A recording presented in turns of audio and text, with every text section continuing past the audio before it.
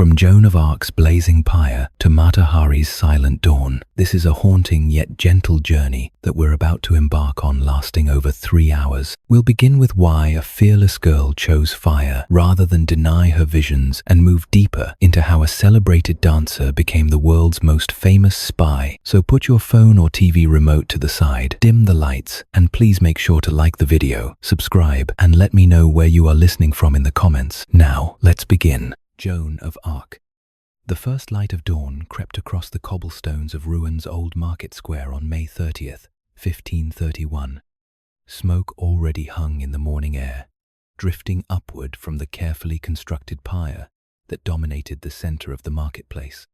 The wood crackled softly as flames began to take hold, and the gathered crowd maintained an unusual hush, their voices barely rising above whispers. This was no ordinary execution day in medieval France. The young woman who would die here had once believed she heard the voices of angels. Joan of Arc, barely 19 years old, had claimed divine visions from Saints Michael, Margaret, and Catherine when she was just 13. These celestial voices, she insisted, had commanded her to drive the English from French soil and see the Dauphin crowned as the rightful king of France. It seemed an impossible task for a peasant girl from the village of Domremy. Yet somehow she had convinced the court, donned men's armor, and led French forces to stunning military victories. Her greatest triumph had come at Orléans, where she broke the English siege that had strangled the city for months. The English, who had dominated French battlefields for decades, suddenly found themselves facing defeats they couldn't explain. Joan's presence on the battlefield had transformed French morale. Soldiers who had fled at the sight of English banners now charged with renewed courage. The momentum carried through victory after victory, clearing the path to Reims, where Charles VII was finally crowned King of France, just as Joan's voices had demanded. But success in medieval warfare was fleeting, and political alliances shifted like morning mist.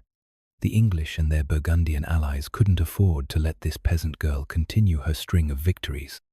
Her very existence threatened the legitimacy of English claims to the French throne, and her influence over French forces made her the most dangerous person in the kingdom.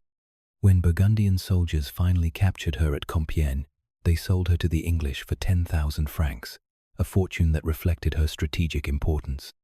The trial that followed was a masterpiece of judicial theatre, designed to reach a predetermined conclusion. The English needed Joan discredited as a heretic and a fraud, not executed as a prisoner of war. They assembled an impressive court of French clerics, led by Pierre Cauchon, Bishop of Beauvais, who owed his position to English patronage. The charges were carefully crafted: heresy, witchcraft, and the crime of wearing men's clothing. This last accusation carried particular weight in medieval theology, as cross-dressing was seen as a violation of divine order. For months, Joan faced her inquisitors with remarkable composure. When they questioned her voices, she replied that she knew them as well as she knew the assembled judges. When they demanded she submit to the church's authority, she countered that she submitted to God first, then to the church. Her answers frustrated the learned clerics, who expected a simple peasant girl to crumble under their theological sophistication. Instead, they found themselves outmaneuvered by someone with an unshakable conviction in her divine mission. The breakthrough came when exhaustion and the threat of immediate burning finally broke her resolve. On May 24th, facing the flames, Joan signed an abjuration, admitting her crimes and promising to abandon men's clothing forever. But this victory proved short-lived for her captors. Within days, she had resumed wearing male dress, claiming her voices had reproached her for her cowardice. This relapse sealed her fate under medieval law. A relapsed heretic faced certain death. The platform in Rouen's marketplace rose 8 feet above the cobblestones, ensuring every spectator could witness the proceedings. Joan was led up wooden steps, her legs already weakened by months of imprisonment. An iron chain encircled her waist, binding her securely to the thick wooden stake. The executioner had built his pyre with practiced skill, layers of dry wood and kindling arranged to burn hot and fast, with bundles of straw to catch the initial flames. 3 times the torches were applied to the base of the pyre, following the precise ritual demanded by the church. The first lighting caught the straw, sending orange flames racing through the carefully laid kindling. The second application ensured the larger timbers began to burn, and by the third lighting, the fire roared upward with unstoppable force. The smell of pitch and burning wood filled the square, mingling with the acrid smoke that made spectators cover their faces. Joan's final words rose above the crackling flames. "Jesus, Jesus, Jesus." Some witnesses claimed they heard her calling on her saints, even as the fire reached her. Others insisted she maintained her innocence to the very end. The crowd's initial murmur gave way to an uncomfortable silence, broken only by the snap and hiss of burning wood. Many began to pray, whether for Joan's soul or their own witnessing of this spectacle, none could say. The medieval mind demanded complete destruction of heretical remains. When the flames finally died, executioners raked Joan's bones back into a fresh fire, ensuring nothing remained that could become a relic for her supporters. Her ashes were then gathered and cast into the Seine, scattered on the river's current, so that no shrine could mark her final resting place. Yet this thoroughness would prove insufficient to erase her memory. 25 years later, a rehabilitation trial declared Joan's execution unlawful and her judges corrupt. The church that had burned her eventually declared her a martyr, and in 1920 she was canonized as a saint. The peasant girl who died in the smoke of Rouen had become an eternal symbol of French resistance and national unity, her legend growing stronger with each passing century. The marketplace fell quiet as the afternoon sun slanted across the empty platform. Merchants would return tomorrow, hawking their wares where the pyre had burned. Life would continue as it always had in medieval towns, marked by the rhythm of seasons and the distant thunder of wars. Yet something had changed in that smoke-filled square. The paradox of faith and fear that governed medieval Europe had been exposed in the flames, a young woman's absolute certainty confronting a world built on doubt and compromise, her voice still echoing long after the fire had turned to ash. Marguerite Porete. Moonlight cast silver shadows across the square before Notre Dame Cathedral in Paris as the year 1310 drew toward its close. The great church rose like a mountain of carved stone against the night sky, its flying buttresses reaching toward heaven while its foundations remained firmly planted in earthly authority. In the pre-dawn darkness, preparations were underway for an execution that would send ripples through the mystical underground of medieval Europe. The condemned woman had belonged to a movement that both fascinated and terrified church authorities. The Beguines were lay people, mostly women, who chose lives of religious devotion without taking formal vows or entering convents. They lived in small communities, supported themselves through manual labor, and pursued direct spiritual communion with God. This independence from traditional religious hierarchy made them suspect in the eyes of clerics who preferred their mysticism properly supervised and contained. Marguerite Porete had pushed the boundaries of acceptable religious expression further than most.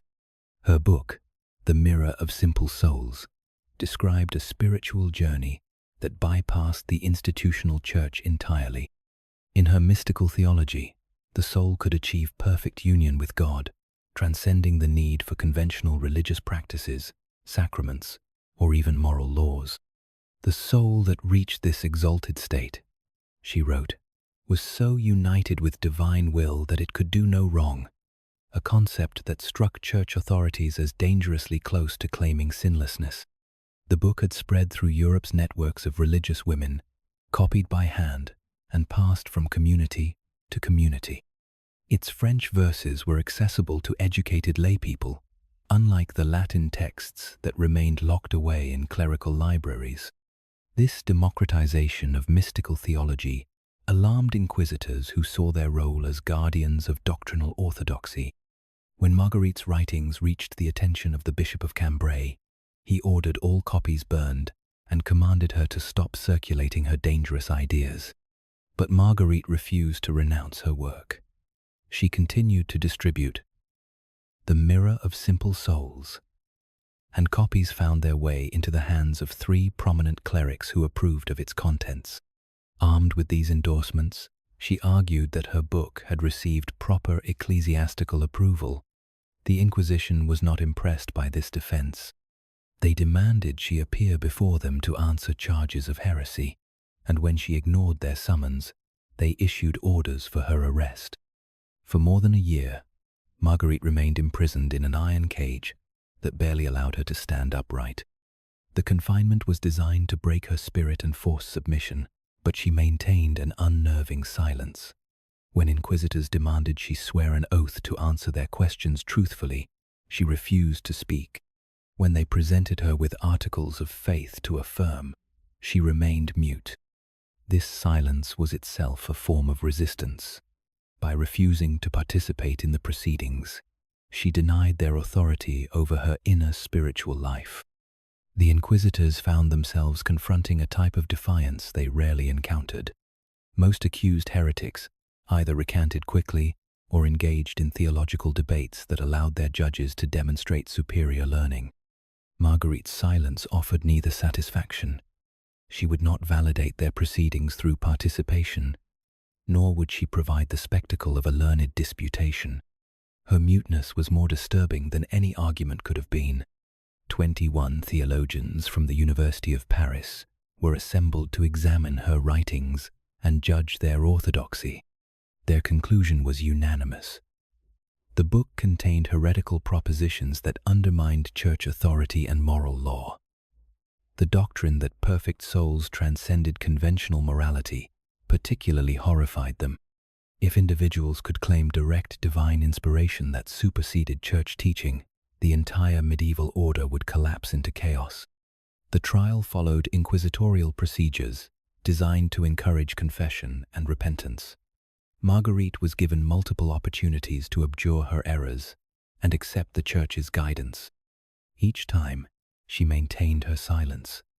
The inquisitors explained that her refusal to cooperate would be interpreted as obstinate heresy, punishable by death.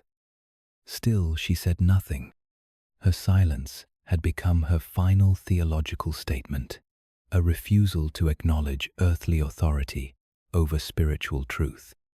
On June 1st, 1310, Marguerite Porete and a Jewish convert who had returned to his former faith were led to the stake together. The execution took place at the Place de Grève, the traditional site for public punishments in medieval Paris.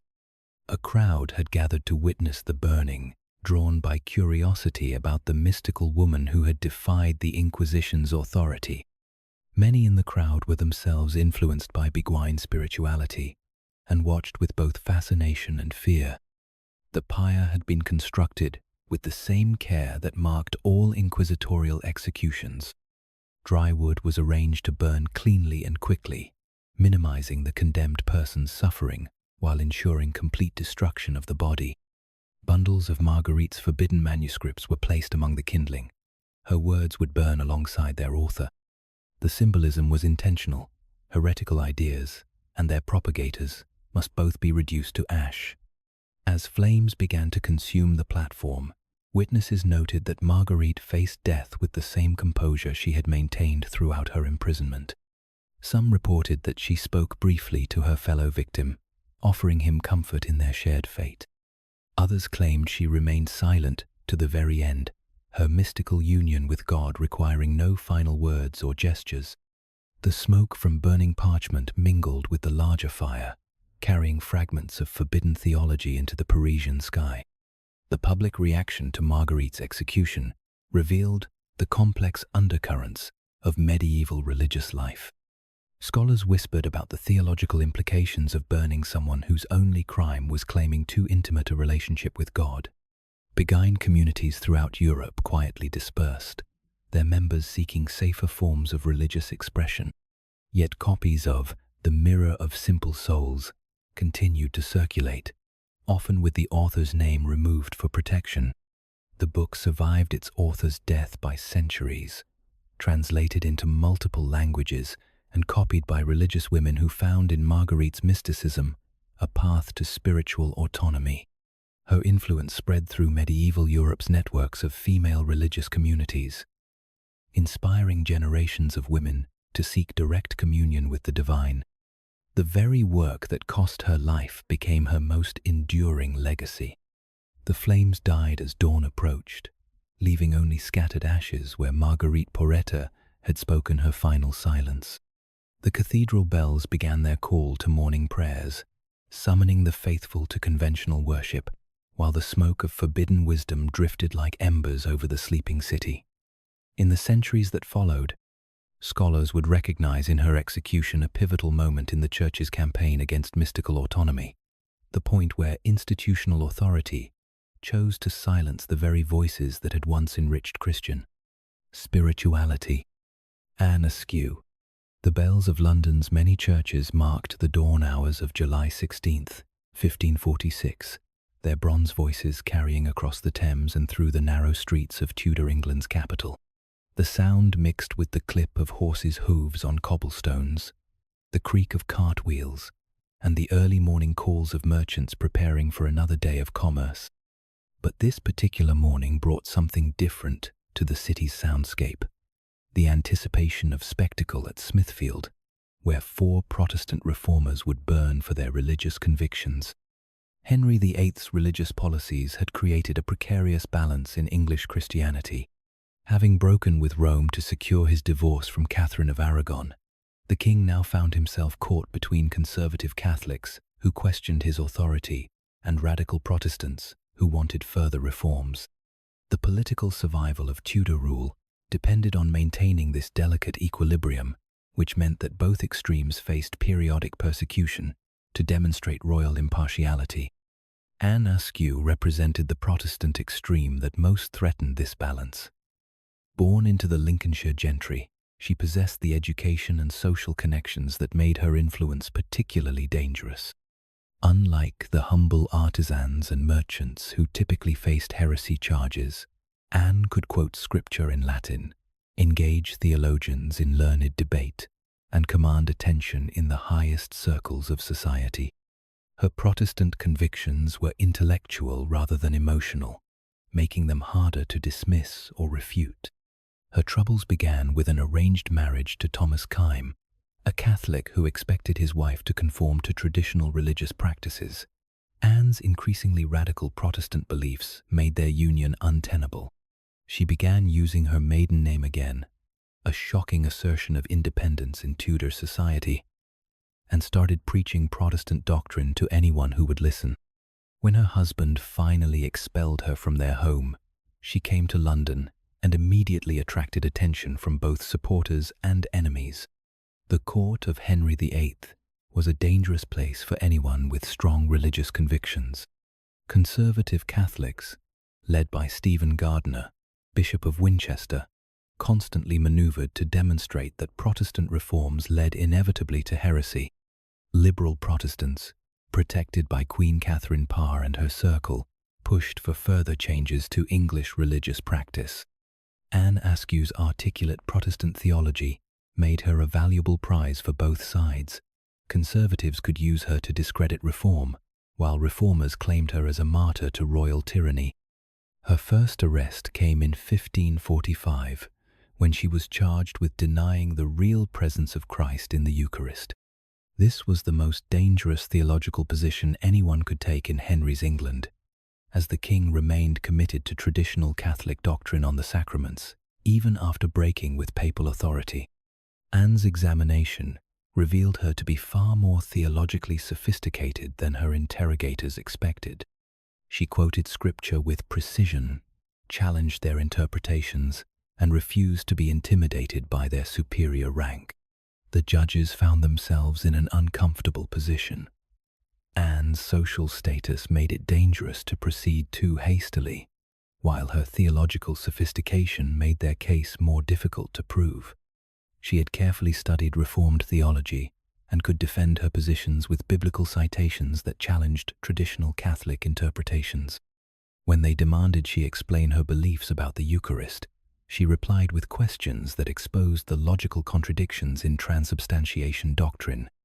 Her release after this first arrest only emboldened her activities. She began circulating Reformed literature, attending Protestant gatherings, and corresponding with sympathizers throughout England. These activities inevitably came to official attention, and in June 1546, she was arrested again on more serious charges. This time, her interrogators were determined to uncover the full extent of Protestant networking in Henry's court. The investigation focused particularly on Anne's connections to Queen Catherine Parr and her circle of learned women. Conservative courtiers had long suspected the Queen of Protestant sympathies, and Anne's testimony could provide the evidence needed to bring charges against Henry's sixth wife. The stakes of this examination extended far beyond one woman's theological opinions. They threatened to destabilize the entire Tudor court. When conventional interrogation failed to produce the desired information, Anne's captors resorted to methods rarely used against gentlewomen. They transported her to the Tower of London, where she became the only woman of gentle birth ever tortured on the rack during the Tudor period. The great wooden frame stretched her limbs until her joints dislocated, while interrogators demanded she name other Protestants in the Queen's circle. Even under torture, Anne refused to implicate others. Her courage under extreme physical duress became legendary among English reformers, who saw in her suffering a parallel to the early Christian martyrs. The fact that a woman could endure such pain without betraying her principles challenged contemporary assumptions about female weakness and provided powerful propaganda for the Protestant cause. The torture left Anne's body so broken that she could not walk to her own execution. On the morning of July 16th, she was carried to Smithfield in a chair, her dislocated limbs unable to support her weight.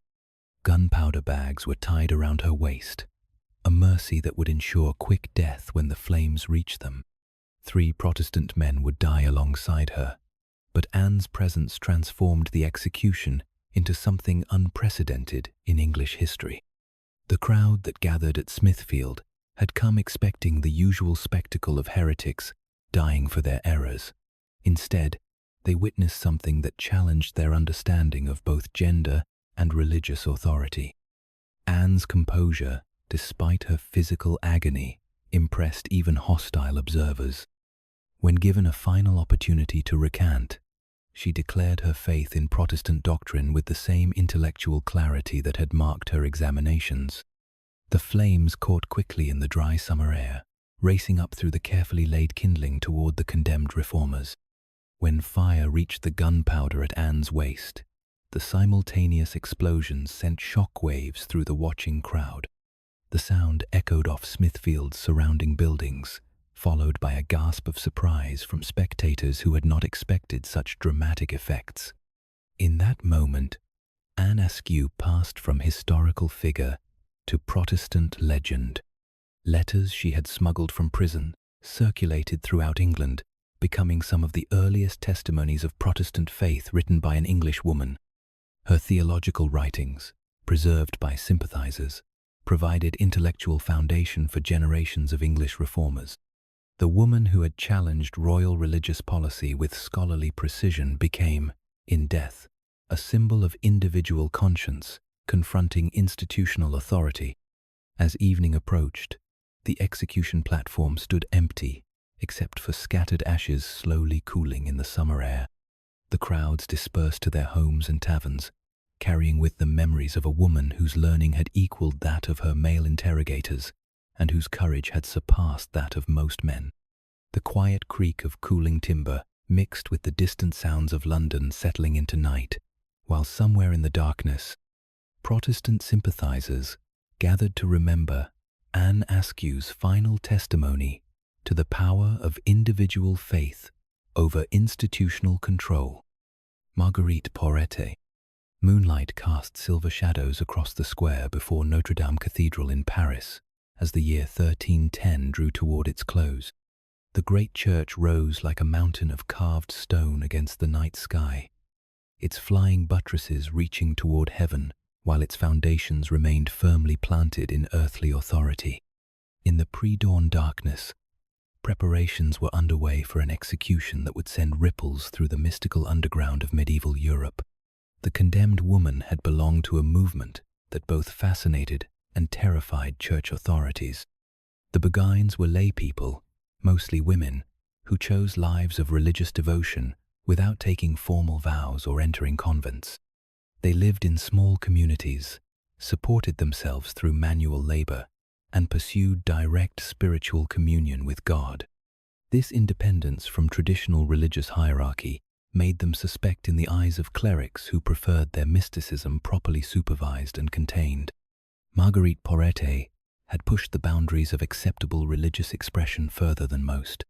Her book, The Mirror of Simple Souls, described a spiritual journey that bypassed the institutional church entirely.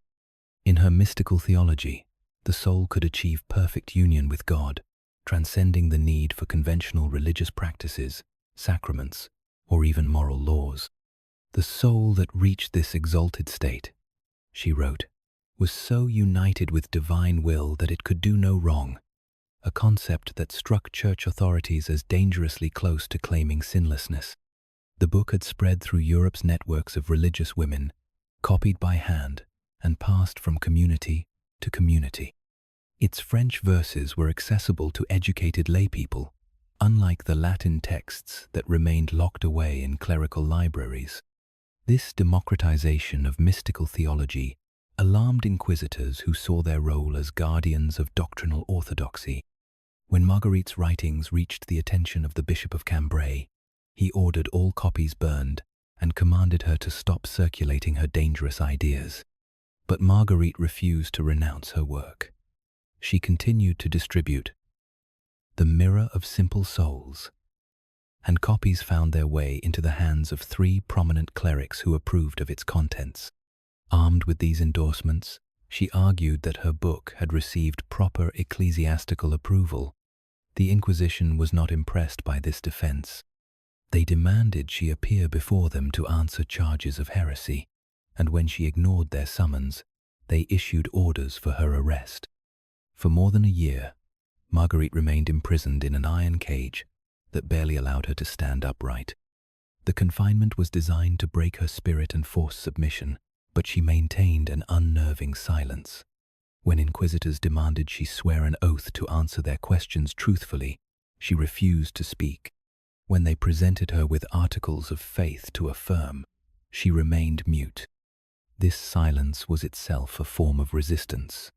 By refusing to participate in the proceedings, she denied their authority over her inner spiritual life. The inquisitors found themselves confronting a type of defiance they rarely encountered. Most accused heretics either recanted quickly or engaged in theological debates that allowed their judges to demonstrate superior learning. Marguerite's silence offered neither satisfaction. She would not validate their proceedings through participation, nor would she provide the spectacle of a learned disputation. Her muteness was more disturbing than any argument could have been. 21 theologians from the University of Paris were assembled to examine her writings and judge their orthodoxy. Their conclusion was unanimous. The book contained heretical propositions that undermined church authority and moral law. The doctrine that perfect souls transcended conventional morality particularly horrified them. If individuals could claim direct divine inspiration that superseded church teaching, the entire medieval order would collapse into chaos. The trial followed inquisitorial procedures designed to encourage confession and repentance. Marguerite was given multiple opportunities to abjure her errors and accept the Church's guidance. Each time, she maintained her silence. The inquisitors explained that her refusal to cooperate would be interpreted as obstinate heresy, punishable by death. Still, she said nothing. Her silence had become her final theological statement, a refusal to acknowledge earthly authority over spiritual truth. On June 1st, 1310, Marguerite Porete and a Jewish convert who had returned to his former faith were led to the stake together. The execution took place at the Place de Grève, the traditional site for public punishments in medieval Paris. A crowd had gathered to witness the burning, drawn by curiosity about the mystical woman who had defied the Inquisition's authority. Many in the crowd were themselves influenced by Béguine spirituality and watched with both fascination and fear. The pyre had been constructed with the same care that marked all inquisitorial executions. Dry wood was arranged to burn cleanly and quickly, minimizing the condemned person's suffering while ensuring complete destruction of the body. Bundles of Marguerite's forbidden manuscripts were placed among the kindling. Her words would burn alongside their author. The symbolism was intentional. Heretical ideas and their propagators must both be reduced to ash. As flames began to consume the platform, witnesses noted that Marguerite faced death with the same composure she had maintained throughout her imprisonment. Some reported that she spoke briefly to her fellow victim, offering him comfort in their shared fate. Others claimed she remained silent to the very end, her mystical union with God requiring no final words or gestures. The smoke from burning parchment mingled with the larger fire, carrying fragments of forbidden theology into the Parisian sky. The public reaction to Marguerite's execution revealed the complex undercurrents of medieval religious life.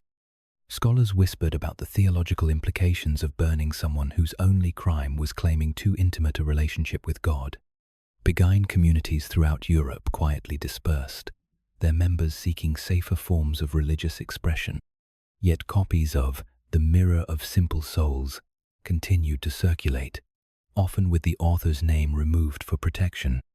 The book survived its author's death by centuries, translated into multiple languages and copied by religious women who found in Marguerite's mysticism a path to spiritual autonomy.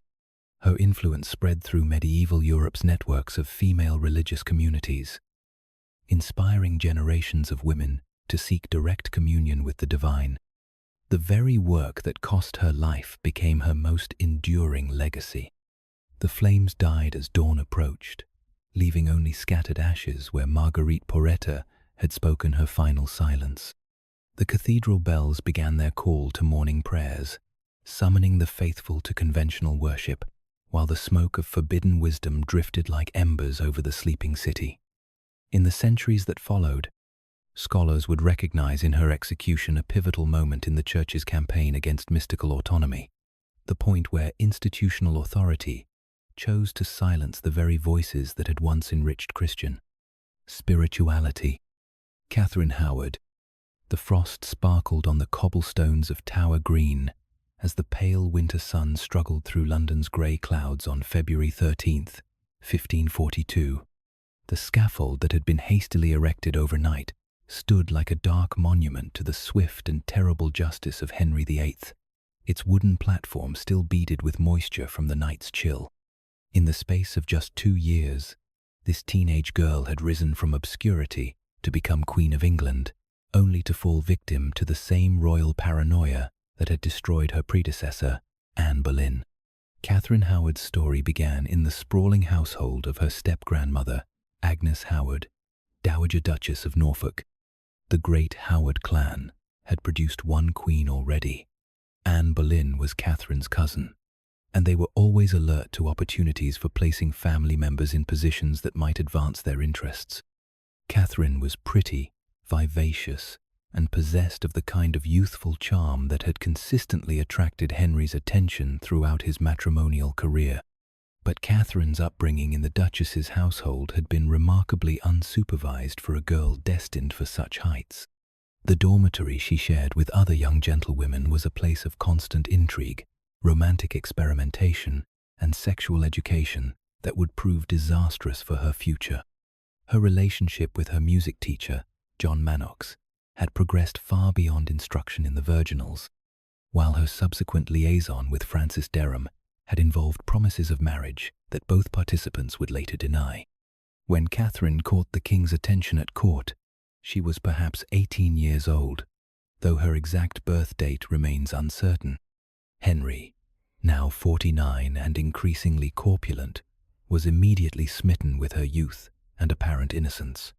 His marriage to Anne of Cleves had been annulled within months, leaving him free to pursue this new infatuation. The speed of their courtship shocked even experienced courtiers. Within weeks of Anne of Cleves' departure, Catherine Howard was being fitted for Queen's robes. Their wedding ceremony took place on July 28, 1540, at Oatlands Palace in Surrey. Henry called his new bride his "rose without a thorn," delighting in her apparent purity and enthusiasm.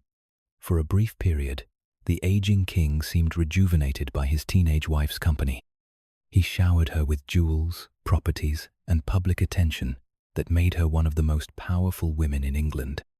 Yet beneath this glittering surface, Catherine's past relationships created vulnerabilities that her enemies would eventually exploit. The Howard family's political prominence inevitably created rivals at court. Conservative Catholics like the Howards competed for influence with reformist factions led by figures like Thomas Cranmer, Archbishop of Canterbury.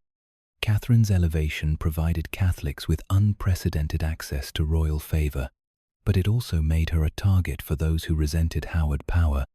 Any scandal that might discredit the new queen would simultaneously damage the broader Catholic cause. Catherine's downfall began with her own actions as queen. Despite the obvious dangers, she embarked on a romantic relationship with Thomas Culpeper, a gentleman of the king's privy chamber.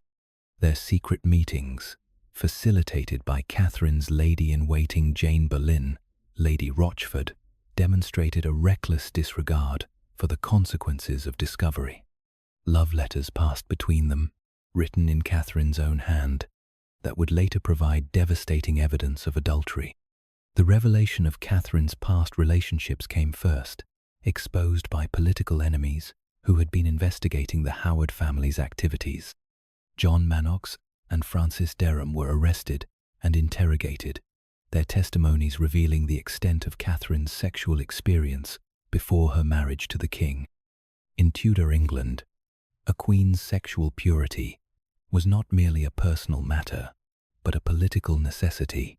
Any doubt about her chastity could call into question the legitimacy of future heirs. Henry's reaction to these revelations shocked even courtiers accustomed to royal volatility. The king, who had celebrated his perfect jewel of womanhood, now raged about being deceived by a common strumpet.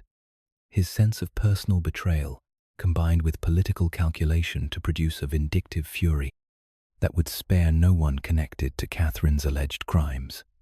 If he had been made to look foolish, others would pay the price, alongside his unfaithful wife.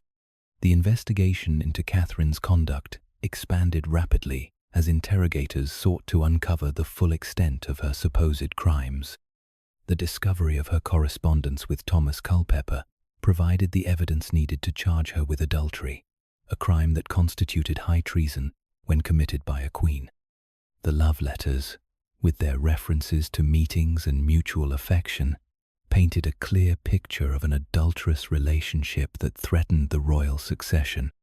Parliament passed an Act of Attainder condemning Catherine without the formality of a trial, following the same procedure that had been used against Margaret Pole. The law was even amended to make it treasonous for any woman to marry the king while concealing a sexually unchaste past, a provision clearly designed to ensure Catherine's guilt under existing statutes. Legal niceties were not permitted to interfere with Henry's desire for revenge. The night before her execution, Catherine requested that the block be brought to her cell so she might practice laying her head upon it correctly. This attention to protocol in her final hours reflected both her youth and her desperate desire to die with some semblance of dignity. She had seen what happened when executions went wrong, and she was determined to meet death as befitted a crowned Queen of England, regardless of the charges against her. On the morning of February 13th, Catherine was led from her Tower cell to the scaffold on Tower Green, the same private location that had witnessed Anne Boleyn's death and Margaret Pole's butchery, now prepared to claim another victim of Henry's matrimonial politics. Catherine wore a black velvet gown and walked steadily despite her obvious terror, her youth making her fate seem particularly tragic to the assembled witnesses. Her final speech followed the conventional formula expected of condemned traitors, acknowledging her crimes against the king and asking forgiveness for her offences. Yet the words seemed hollow when spoken by someone so young, and several witnesses later commented on the contrast between her formal submission and her obvious innocence of the political intrigues that had destroyed her. She was, in many ways, a victim of circumstances she had never fully understood. The executioner was experienced and skilled, dispatching Catherine with a single clean blow that severed her neck completely. Her head fell into the waiting basket, while her body remained kneeling at the block, the swift death providing at least some mercy in her final moments. The crowd of required witnesses watched in silence as servants covered her remains and prepared them for burial in the Tower's chapel. The court's reaction to Catherine's execution was notably subdued compared to the celebrations that had marked her wedding. Many courtiers recognized that her death represented something troubling about Henry's rule. The casual destruction of a teenage girl for crimes that were largely emotional rather than political.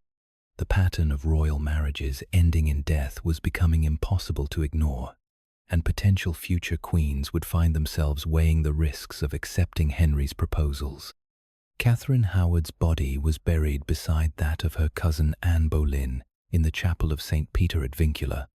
Two queens united in death, if not in life. No monument marked her grave, and no official records preserved details of her burial. Henry had already moved on to his next matrimonial prospect, Catherine Parr, leaving his fifth wife to become another footnote in the bloody history of Tudor marriage politics. The winter evening settled over the Tower as servants dismantled the scaffold and cleared away the evidence of the day's proceedings. Footsteps echoed across the frosted courtyard stones as the Tower returned to its more routine functions, housing prisoners and protecting royal treasures. Yet, the memory of Catherine Howard's brief, tragic reign would linger in the corridors of power, a reminder that youth and beauty provided no protection against the deadly machinery of Tudor justice, when political necessity demanded another royal sacrifice. Lady Jane Grey. The Tower of London's ancient stones seemed to drain all colour from the February morning in 1554, their weathered surfaces reflecting the grey sky that hung over England like a funeral shroud. Within those fortress walls, a 17-year-old girl prepared to pay the ultimate price for a crown she had never wanted and a throne she had occupied for just 9 days. Lady Jane Grey, proclaimed Queen of England by ambitious relatives and political schemers, would become one of history's most reluctant martyrs to the machinations of Tudor succession politics. Jane's path to the scaffold had been paved with the best intentions and the worst judgment. Born into the powerful Grey family, she was the great-granddaughter of Henry VII and possessed a legitimate, if distant, claim to the English throne. More importantly, she was a brilliant scholar whose Protestant education had prepared her for a life of intellectual achievement rather than political leadership. She could read Greek and Latin with fluency that impressed university scholars, engage in theological debates with learned divines, and write prose that demonstrated both wit and wisdom far beyond her years. The crisis that would ultimately destroy her began with the failing health of Edward VI, Henry VIII's only male heir. The teenage king, dying of what was probably tuberculosis, faced the prospect of leaving his crown to his Catholic half-sister Mary, whose restoration of papal authority would undo the Protestant reforms that had defined his reign. Edward's solution was to alter the succession established by his father's will, bypassing both Mary and Elizabeth in favor of Lady Jane Grey, whose Protestant convictions guaranteed religious continuity. This decision was enthusiastically supported by John Dudley, Duke of Northumberland, who had effectively governed England during Edward's minority. Northumberland saw in Jane's succession an opportunity to maintain his own power through his son Guildford's marriage to the new queen.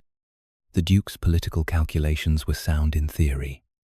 Jane's Protestant faith, royal blood, and intellectual capabilities made her an attractive alternative to Mary Tudor's Catholic restoration. In practice, however, the scheme fatally underestimated the English people's attachment to legitimate succession. Jane learned of her elevation to the throne with horror rather than joy. When informed that Edward VI had died and named her his successor, she reportedly fainted from shock.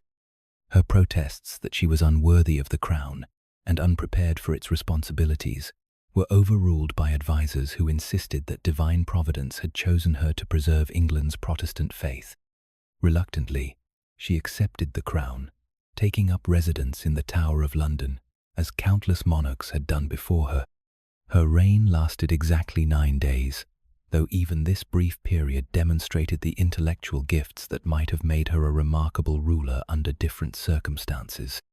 Jane insisted on being crowned in her own right, rather than as Guildford Dudley's wife, showing a political sophistication that surprised her supporters. She refused to name her husband king, declaring that she would make him a duke instead, a decision that created immediate friction within her own camp and demonstrated her determination to rule independently. Meanwhile, Mary Tudor had fled to East Anglia, where she began rallying support for her legitimate claim to the throne. The response exceeded everyone's expectations. English nobles who might have accepted Protestant rule under legitimate circumstances balked at supporting what appeared to be a Dudley family coup. Common people throughout the countryside declared for Mary, viewing her as Henry VIII's rightful heir regardless of her religious convictions. Within days, Jane's support melted away like morning frost. The collapse came with stunning speed. Nobles who had proclaimed Jane Queen in London began abandoning her cause as Mary's army grew stronger. The Duke of Northumberland, leading forces to capture Mary, found his own soldiers deserting to join her banner. Even Jane's own father, the Duke of Suffolk, eventually declared for Mary Tudor, leaving his daughter isolated in the Tower with a handful of remaining supporters who could offer sympathy but not salvation. Jane received news of her deposition with something approaching relief. The crown that had terrified her was finally removed, and she could return to the scholarly pursuits that had always brought her joy. She wrote letters to her supporters, expressing gratitude for their loyalty, while acknowledging that her brief reign had ended. For a moment, it seemed possible that Mary Tudor's natural mercy might spare the girl who had been thrust onto the throne against her will. Mary's initial inclination was indeed merciful. Jane had clearly been a pawn in others' schemes, rather than an active conspirator against legitimate succession.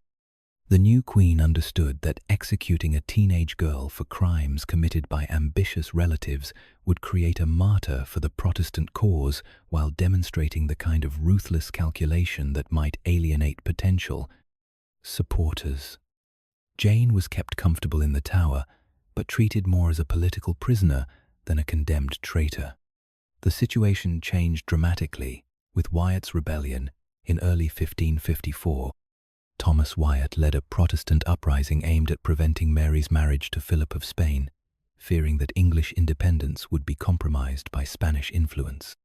Though Jane played no role in planning or supporting this revolt, her very existence provided a potential focus for future Protestant resistance. As long as she lived, dissatisfied subjects could rally to her banner as the rightful Protestant queen. The rebellion's failure sealed Jane's fate. Mary's advisers argued convincingly that clemency toward potential rivals would be interpreted as weakness, encouraging further plots against the Catholic Restoration. Jane's execution became a political necessity rather than a personal vendetta.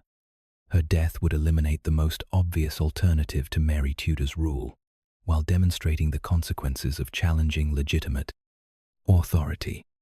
Jane received news of her death sentence with the same intellectual composure that had marked her brief reign.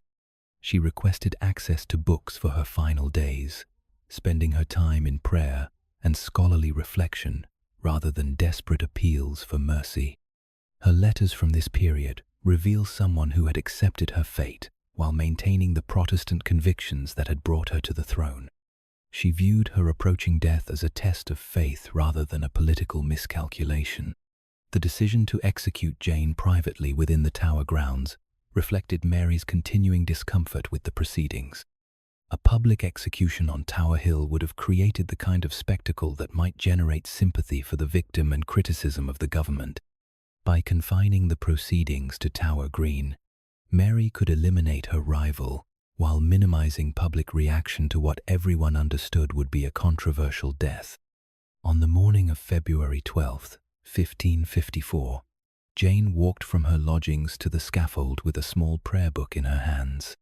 She wore a black gown that emphasized her youth and scholarly bearing, her pale complexion made paler by the winter morning's chill. The assembled witnesses included only essential officials and a few representatives of noble families, creating an atmosphere of solemn duty rather than public spectacle. Jane's final speech demonstrated the intellectual gifts that had impressed scholars throughout her brief life. She acknowledged her technical guilt under English law while maintaining her innocence of treasonous intent. Her words were carefully chosen to express Protestant conviction without unnecessarily provoking her Catholic executioners. She forgave her enemies, asked God's mercy for her soul, and prepared to meet death with the dignity expected of royal blood. The executioner had been carefully chosen for his skill and experience, ensuring that Jane would not suffer the kind of botched death that had horrified witnesses at Margaret Pole's execution. When Jane approached the block, however, the blindfold she had requested made it difficult for her to locate the proper position. For several terrifying moments, she groped blindly around the scaffold, her hands searching for the block while spectators watched in uncomfortable silence. A sympathetic observer finally guided her hands to the correct position, allowing her to kneel and place her head upon the block with appropriate dignity. Her final words were a prayer from Psalm 51, "Into thy hands, O Lord, I commend my spirit." The executioner's blow fell cleanly and swiftly, severing her neck with the single stroke that professional headsmen prided themselves on delivering. Lady Jane Grey's brief, reluctant reign ended as it had begun, with scholarly dignity confronting political necessity. The reaction to Jane's execution was notably muted compared to the celebrations that had marked Mary Tudor's accession. Many English subjects recognized that the girl who died on Tower Green had been more victim than villain, destroyed by ambitious relatives who had used her royal blood for their own purposes. Protestant writers would later claim her as a martyr, while Catholic apologists argued that political necessity had demanded her death regardless of personal sympathy. Jane's body was buried in the chapel of St. Peter ad Vincula, joining the growing collection of royal victims who had met their end within the tower's walls. No monument marked her grave, and official records provided only the barest details of her burial. Mary Tudor had already moved on to more pressing concerns of government, leaving her teenage rival to become another casualty of the Tudor succession's relentless demands. The February afternoon settled over Tower Green as servants dismantled the scaffold and restored the courtyard to its normal appearance. In the gathering twilight, the ancient fortress resumed its patient watch over the Thames, its stones holding new memories of youthful intellect extinguished by political calculation. Lady Jane Grey's 9-day reign had ended where it began, in the shadow of royal ambition and the inexorable machinery of dynastic succession that crushed individual desires beneath the weight of historical necessity. Mary, Queen of Scots. The great hall at Fotheringhay Castle filled with an unusual assemblage of English nobles on the morning of February 8, 1587, their dark clothing creating pools of shadow against the stone walls, while February snow accumulated outside the tall windows. Candles flickered in iron sconces, casting dancing light across tapestries that depicted hunting scenes and heraldic beasts, while the assembled company maintained the kind of hushed reverence normally reserved for religious ceremonies. Today, however, they had gathered to witness the execution of a woman whose life had embodied the dangerous intersection of romance, politics, and royal ambition. Mary Stuart had been Queen of Scotland since she was 6 days old, crowned in the ancient ceremony at Stirling Castle, while English armies ravaged the Scottish borders and French diplomats plotted to secure her hand in marriage for the Dauphin of France.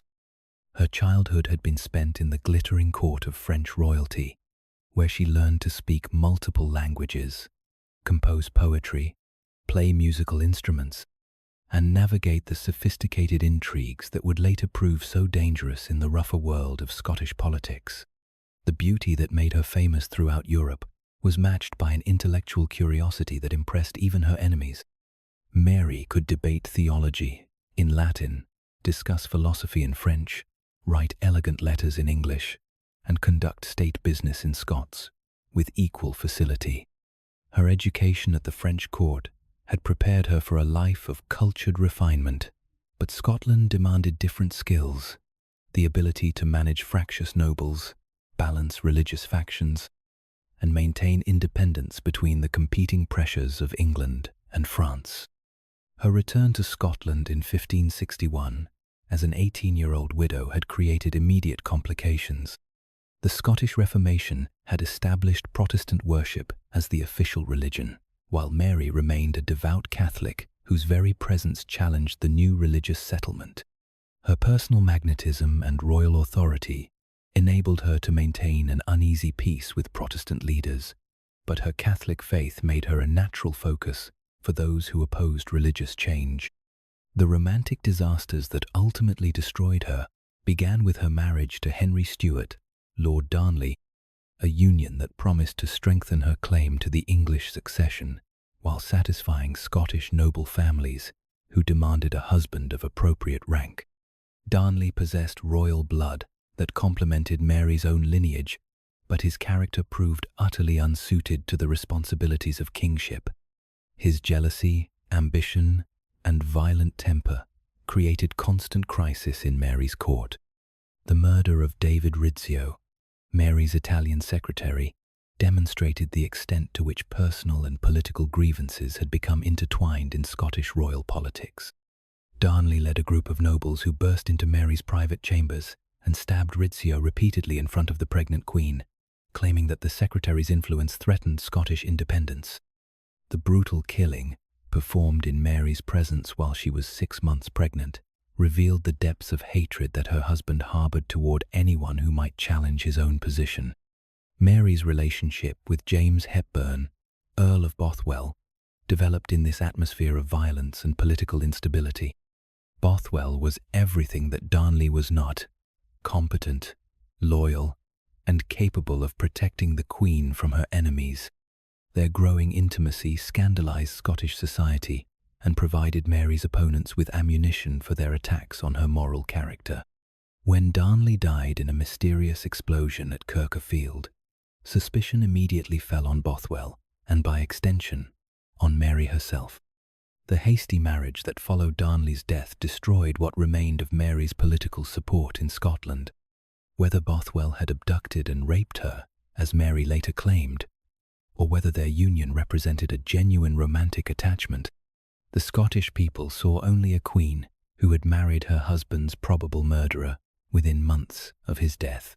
Protestant nobles who had tolerated her Catholic faith could not accept what appeared to be complicity in regicide.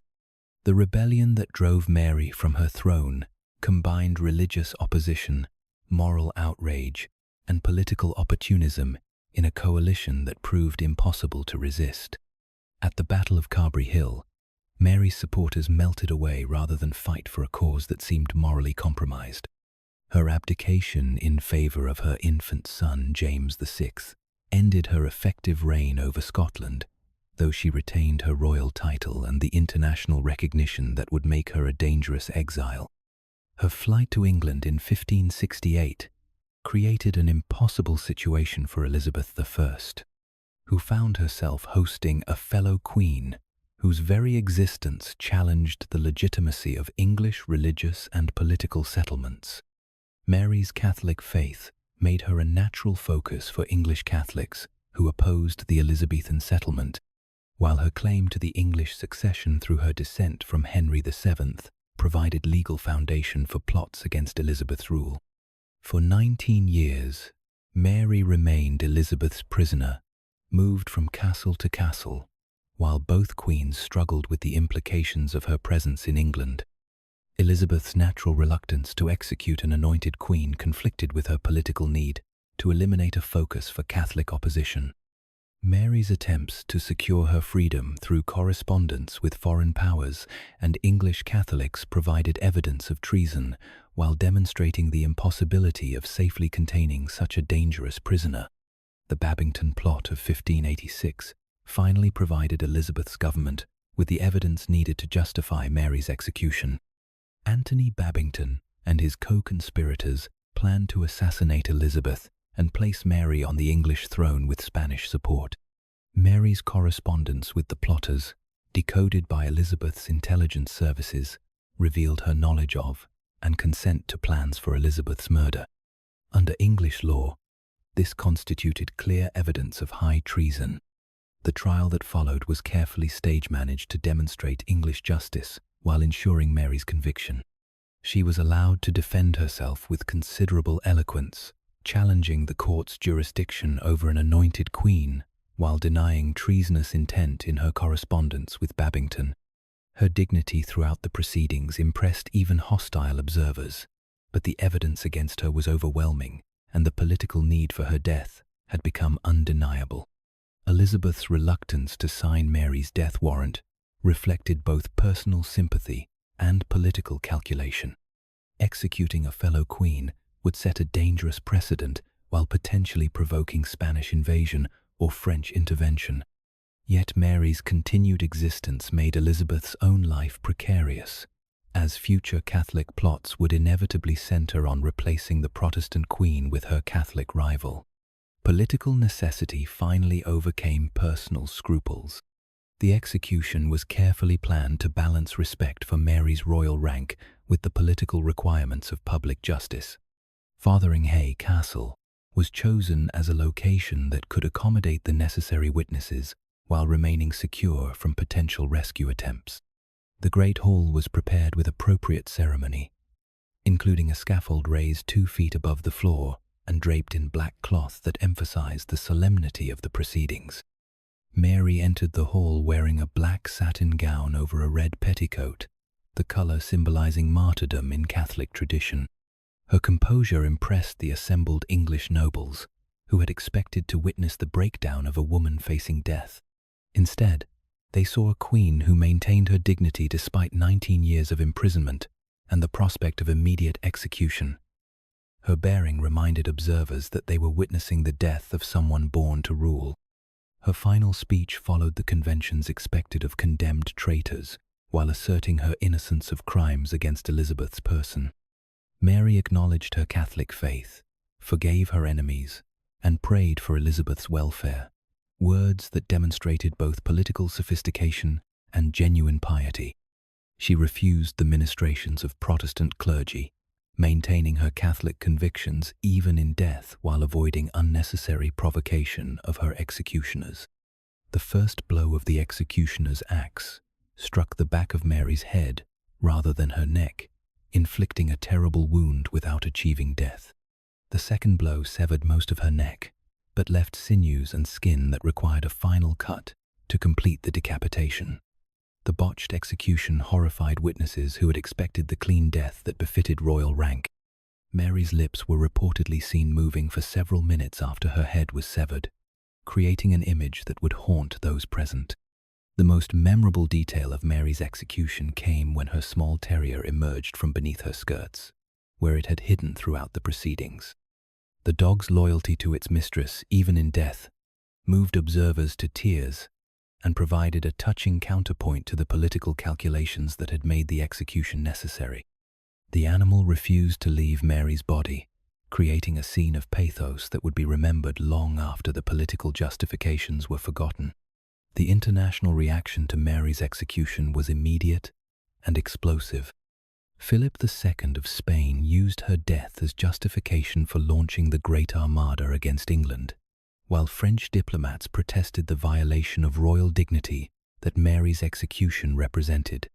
European Catholics mourned her as a martyr to the faith, while Protestants celebrated the elimination of a dangerous threat to religious settlement. The woman who had spent her life caught between competing loyalties had become, in death, a symbol of the religious conflicts that divided Europe.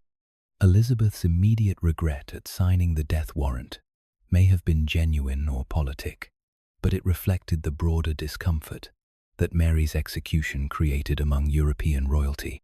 The precedent of executing an anointed queen would return to haunt the Stuart dynasty when Mary's son James inherited the English throne and his own son faced revolutionary justice.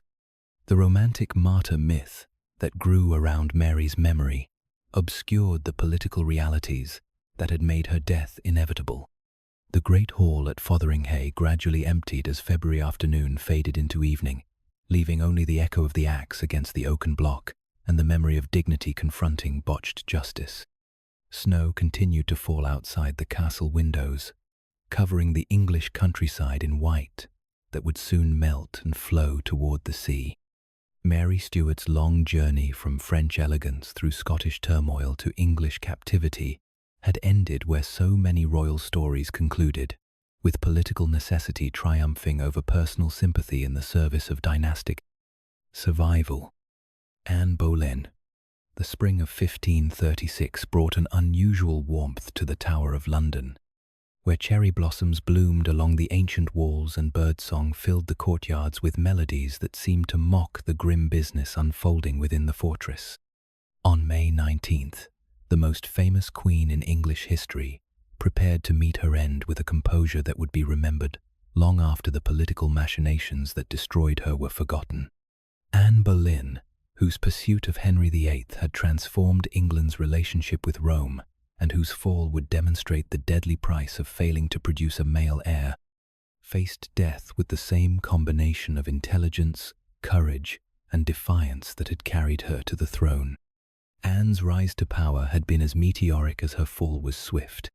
Born into the ambitious Boleyn family, she had received an education at the sophisticated courts of Europe that prepared her for a life far removed from her relatively modest origins.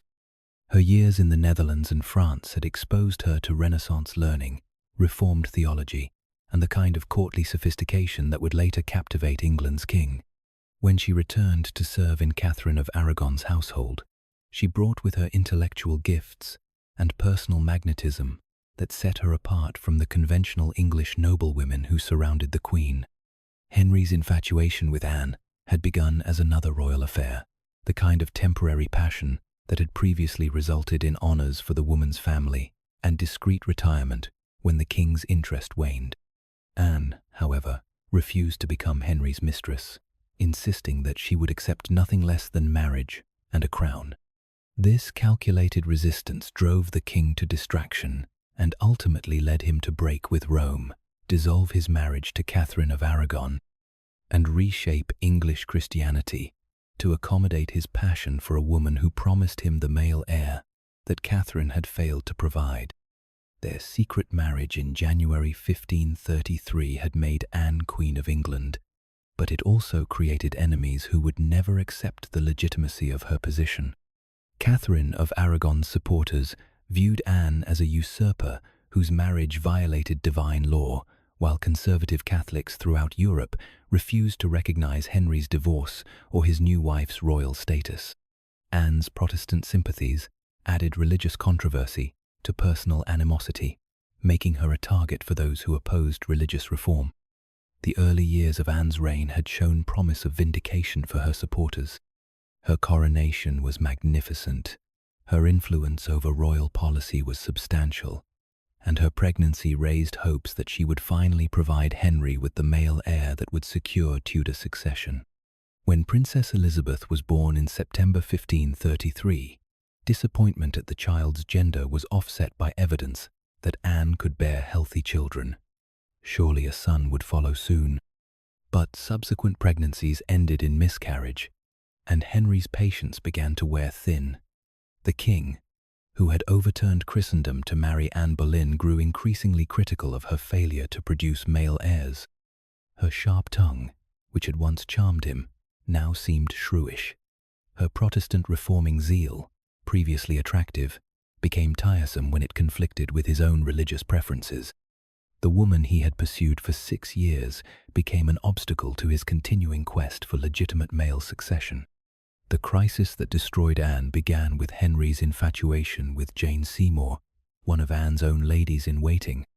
Jane possessed everything that Anne had lost in Henry's eyes: youth, apparent fertility, and the kind of submissive demeanor that the aging king now preferred to Anne's intellectual challenges. As Henry's interest in Jane became obvious, Anne's position at court became precarious. Those who had always resented her elevation began to sense opportunity for revenge. The charges that brought Anne to the Tower were spectacular in their scope and vindictive in their intent. She was accused of adultery with multiple partners, including her own brother George, Lord Rochford. The alleged affairs were said to have produced the miscarriages that had disappointed royal hopes for male heirs. Most seriously, she was charged with plotting Henry's death so that she could marry one of her supposed lovers and rule England through her daughter Elizabeth. The evidence against Anne was largely fabricated, extracted through torture from courtiers who were promised mercy in exchange for testimony that would convict the Queen. Her musician Mark Smeaton confessed under torture to an adulterous relationship that he later recanted. Courtiers like Henry Norris and William Brereton, who had enjoyed innocent friendships with the Queen, found their courtesy interpreted as evidence of criminal relationships. The case against Anne revealed more about Henry's desire for a new wife than about her actual conduct. Anne's trial was a foregone conclusion, but it provided her with a final opportunity to demonstrate the intelligence and dignity that had once captivated a king. She defended herself with eloquence and legal sophistication that impressed even hostile observers, challenging the evidence against her while maintaining appropriate respect for royal authority. Her denial of the charges was categorical and convincing, but the political need for her death had made her innocence irrelevant to the proceedings. The sentence of death by burning or beheading, at the king's pleasure, reflected the gravity of the charges, while providing Henry with options for demonstrating either justice or mercy. His decision to grant Anne the privilege of beheading rather than burning showed a vestige of the affection that had once bound them together. More significantly, his choice to import a skilled swordsman from Calais, rather than relying on the Tower's traditional axe, demonstrated his desire for a clean, dignified execution that would minimize public sympathy for his victim. The French executioner who arrived at the Tower was renowned for his skill with the two-handed sword that provided swifter death than the cumbersome axe used in most English executions. This weapon required greater expertise but offered the advantage of a single, clean cut that severed the head without the multiple blows that had horrified witnesses at botched executions. Henry's consideration for Anne's suffering, even as he orchestrated her death, revealed the complex emotions that her destruction had aroused.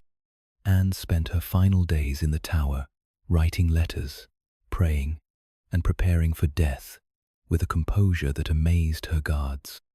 She distributed her remaining possessions among her servants, arranged for masses to be said for her soul, and composed her thoughts for the final speech that convention required of condemned traitors.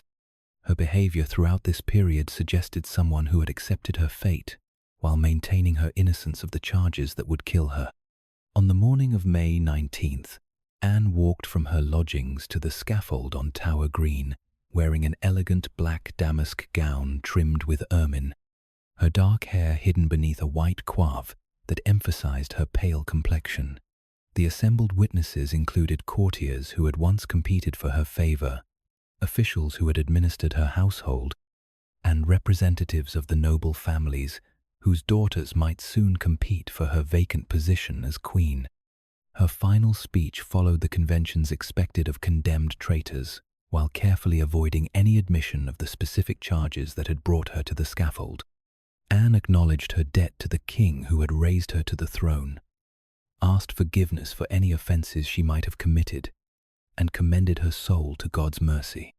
Her words were chosen to satisfy legal requirements without compromising her dignity or providing ammunition for her enemies.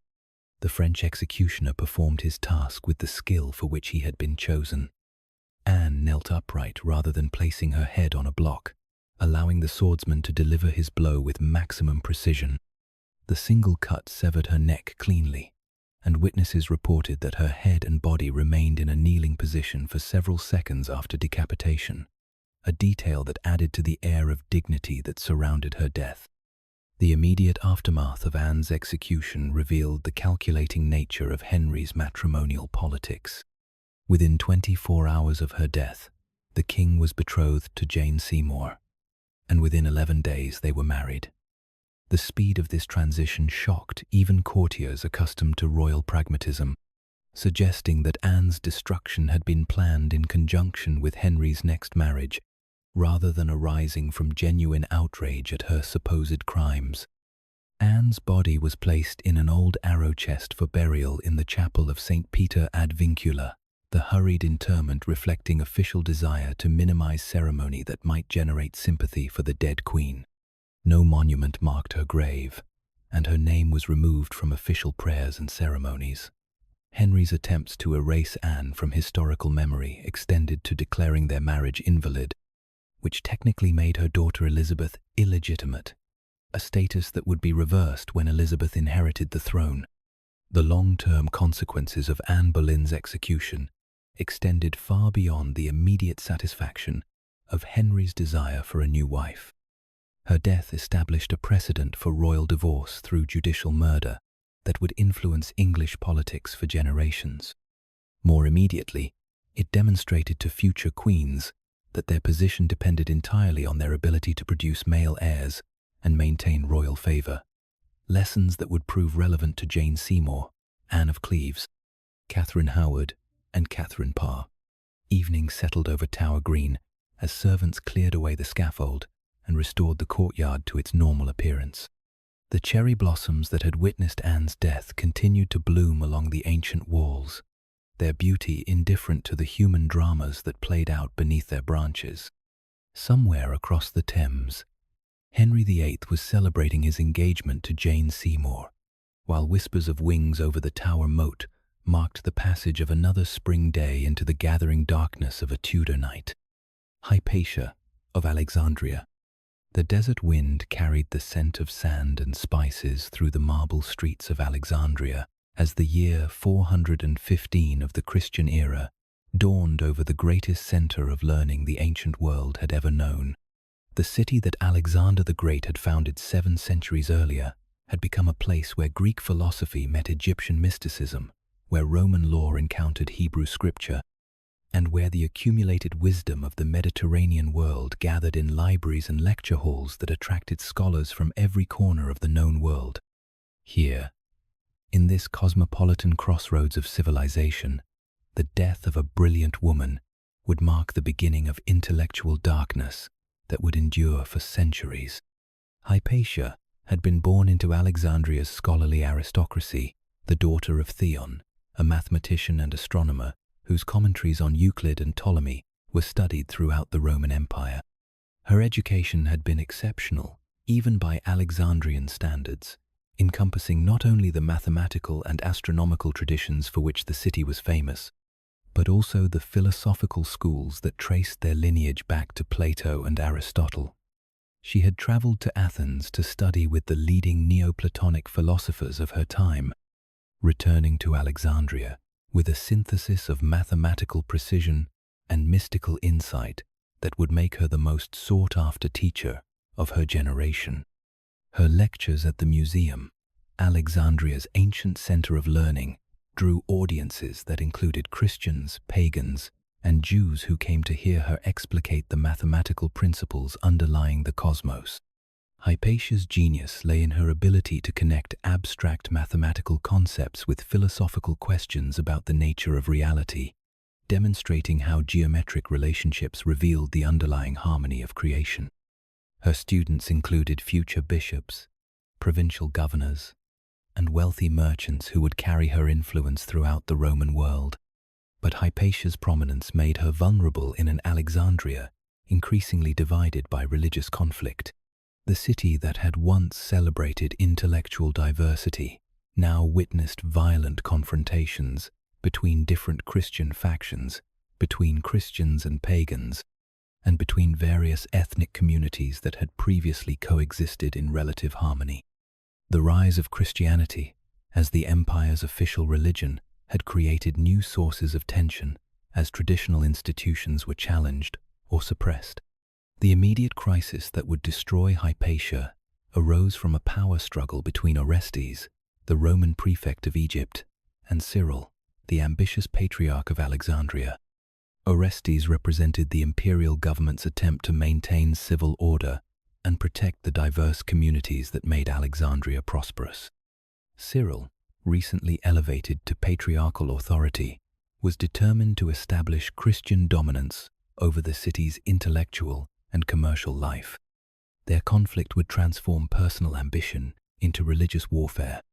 Cyril's campaign against Alexandria's intellectual traditions began with attacks on the city's Jewish community, whom he blamed for supporting pagan philosophy and resisting Christian authority.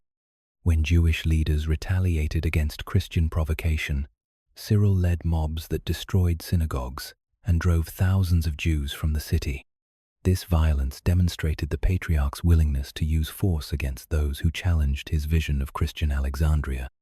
Orestes' attempts to maintain civil order brought him into direct conflict with Cyril's supporters, who viewed any protection of non-Christians as evidence of pagan sympathies. When the prefect refused to submit to patriarchal authority in civil matters, Cyril's followers began a campaign of intimidation designed to undermine imperial governance. The conflict escalated when Christian monks from the desert attacked Orestes during a public ceremony, wounding him with stones and forcing him to seek military protection. Hypatia's involvement in this struggle was both inevitable and tragic. As Orestes' friend and advisor, she became associated with imperial policies that protected intellectual freedom and religious diversity. Her influence over the prefect was probably overstated by her enemies, but her symbolic importance as a representative of traditional learning made her a natural target for those who sought to establish Christian intellectual hegemony. Cyril's supporters began spreading rumors that she was a witch whose mathematical knowledge came from diabolic sources. The charges against Hypatia reflected the growing Christian suspicion of secular learning that would characterize the medieval period. Her astronomical observations were interpreted as astrological practice, her mathematical teaching was seen as occult knowledge, and her philosophical lectures were characterized as pagan propaganda. The fact that she had never married was cited as evidence of unnatural behavior, while her influence over male students was portrayed as evidence of sexual impropriety or magical manipulation. These accusations might have remained harmless gossip if not for the political crisis that gripped Alexandria in early 415. Orestes' refusal to reconcile with Cyril had created a dangerous standoff between imperial and ecclesiastical authority, while continuing violence between different religious communities threatened to destroy the city's commercial prosperity. In this atmosphere of mounting tension, Hypatia became a scapegoat for all the anxieties that plagued Alexandrian society. The attack that ended her life demonstrated the extent to which religious passion had displaced rational discourse in Alexandria's public life. A mob of Christian zealots, possibly including monks from the desert monasteries that supplied Cyril with his most fanatical supporters, intercepted Hypatia's carriage as she traveled through the city streets. The precise details of what followed were suppressed by later Christian historians, but contemporary accounts describe a horrific scene of collective violence. Hypatia was dragged from her carriage and taken to the Caesareum, a former pagan temple that had been converted into a Christian church.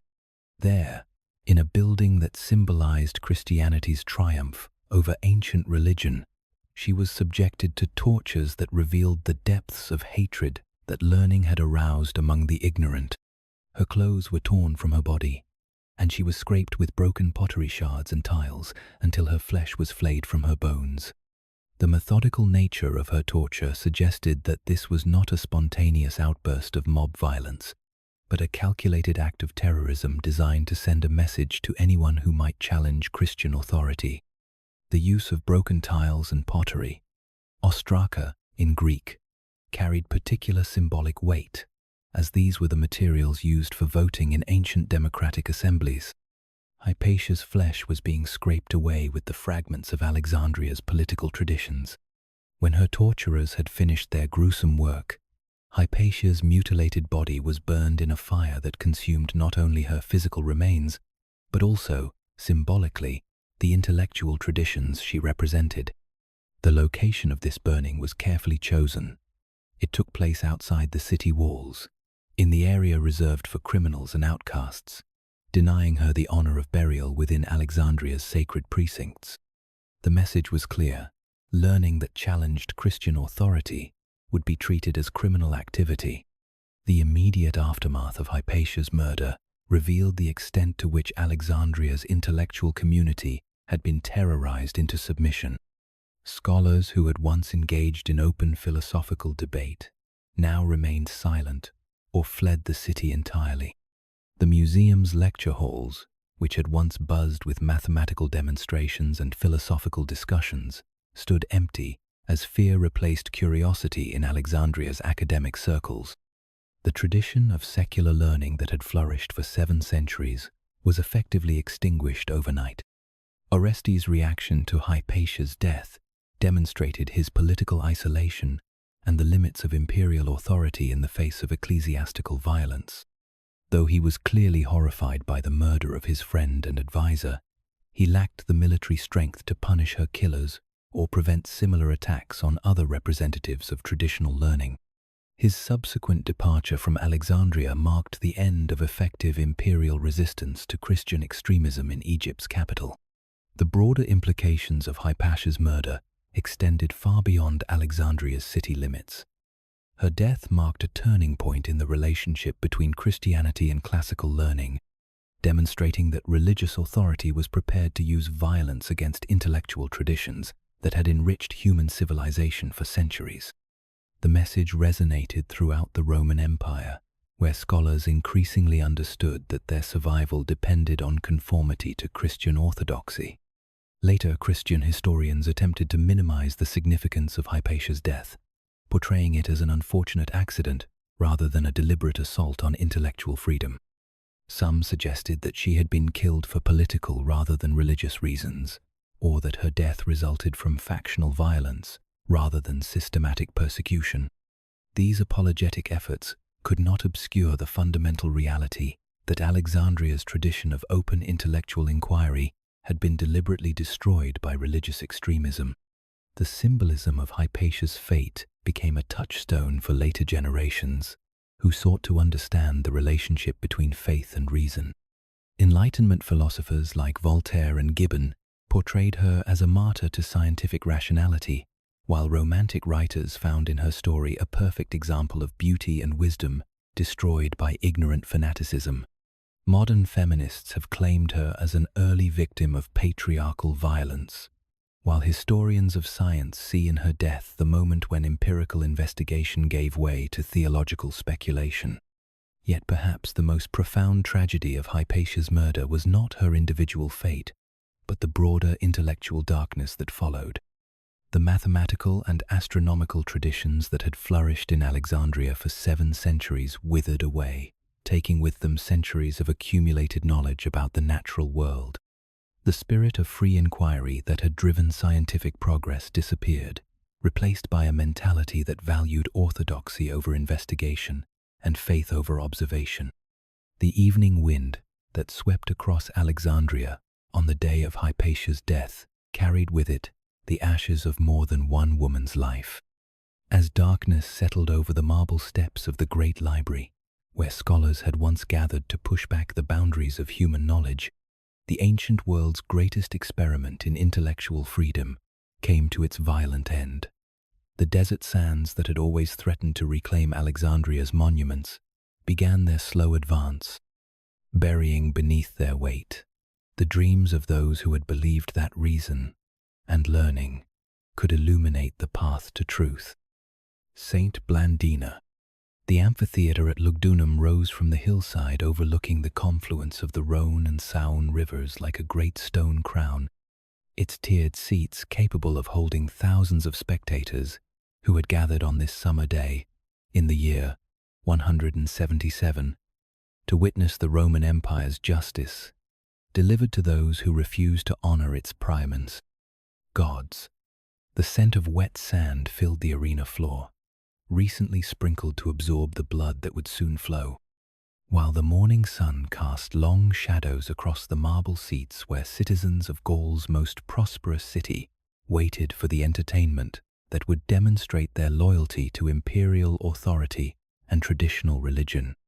Among the condemned who awaited their fate in the chambers beneath the arena was a young slave woman whose name would echo through Christian history long after the empire that killed her had crumbled into dust. Blandina was physically unremarkable, small, weak, and of the servile class that Roman society considered barely human. Her fellow Christians had worried that her frail constitution would not endure the tortures that awaited those who refused to sacrifice to the emperor's image. They underestimated the strength that faith could provide to even the most vulnerable believers. The persecution that brought Blandina to the amphitheater had begun with the usual pattern of rumor and accusation that marked Christian suffering throughout the Roman world. Popular suspicion of the Christian communities had been aroused by their refusal to participate in civic religious ceremonies, their secretive meetings, and their apparent disloyalty to traditional Roman values. When economic troubles or natural disasters struck, Christians provided convenient scapegoats for divine displeasure with human impiety. The immediate crisis in Lugdunum had been precipitated by the growing visibility of the Christian community, which included not only slaves and freedmen, but also respectable citizens whose conversion challenged assumptions about the social boundaries of this foreign religion. When local magistrates decided to investigate Christian activities, they uncovered a network of believers that extended throughout the city's social hierarchy, from household slaves to wealthy merchants who had abandoned the gods of their ancestors. The legal proceedings that followed revealed the fundamental incompatibility between Christian monotheism and Roman polytheism that made persecution inevitable. Roman religion was fundamentally civic and contractual. Citizens performed prescribed rituals to maintain divine favor for the community, and personal belief was less important than public compliance. Christianity demanded exclusive loyalty to a single deity, while rejecting the divine status of the emperor and the legitimacy of traditional gods. Blandina's interrogation demonstrated both the weakness of her physical condition and the unshakable strength of her religious convictions. When magistrates demanded that she sacrifice to the imperial image, she replied with the simple declaration that became her constant refrain: "I am a Christian, and nothing evil is done among us." No amount of questioning could elicit any other response from her, as if these words contained the entirety of her identity and worldview. The tortures that followed were designed to break her resolution through escalating physical pain, but they achieved the opposite effect. Each new agony seemed to strengthen rather than weaken her determination, while her calm prayers and continued profession of faith impressed even her tormentors. Roman officials, accustomed to extracting confessions and recantations from political prisoners, found themselves confronting a type of resistance they did not understand. The first day of public spectacle began with conventional tortures designed to demonstrate the consequences of defying Roman authority. Blandina was subjected to scourging that tore the flesh from her back, suspended from a post in a position that dislocated her joints, and exposed to wild beasts that were expected to tear her apart.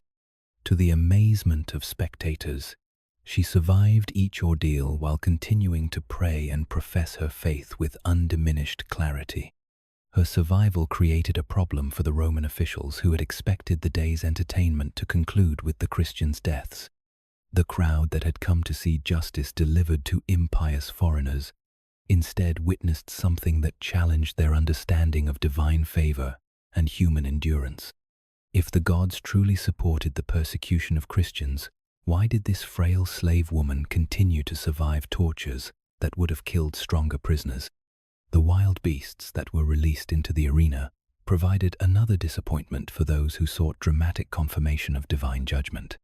Lions and bears that were normally reliable executioners seemed reluctant to attack Blandina, instead circling her suspended form without delivering the fatal wounds that spectators expected.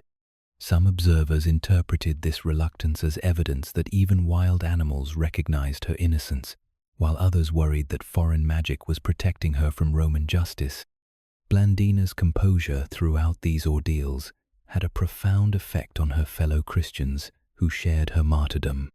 When younger believers showed signs of weakening under torture, her voice could be heard offering encouragement and reminding them of the eternal rewards that awaited faithful witnesses. Her prayers seemed to provide strength not only for herself, but for the entire community of martyrs who faced death together.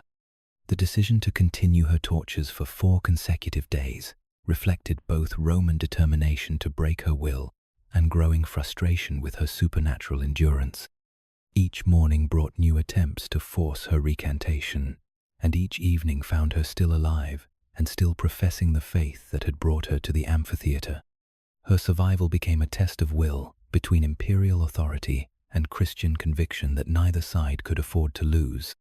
The crowds that gathered each day to witness these proceedings began to show signs of the moral confusion that Blandina's endurance created.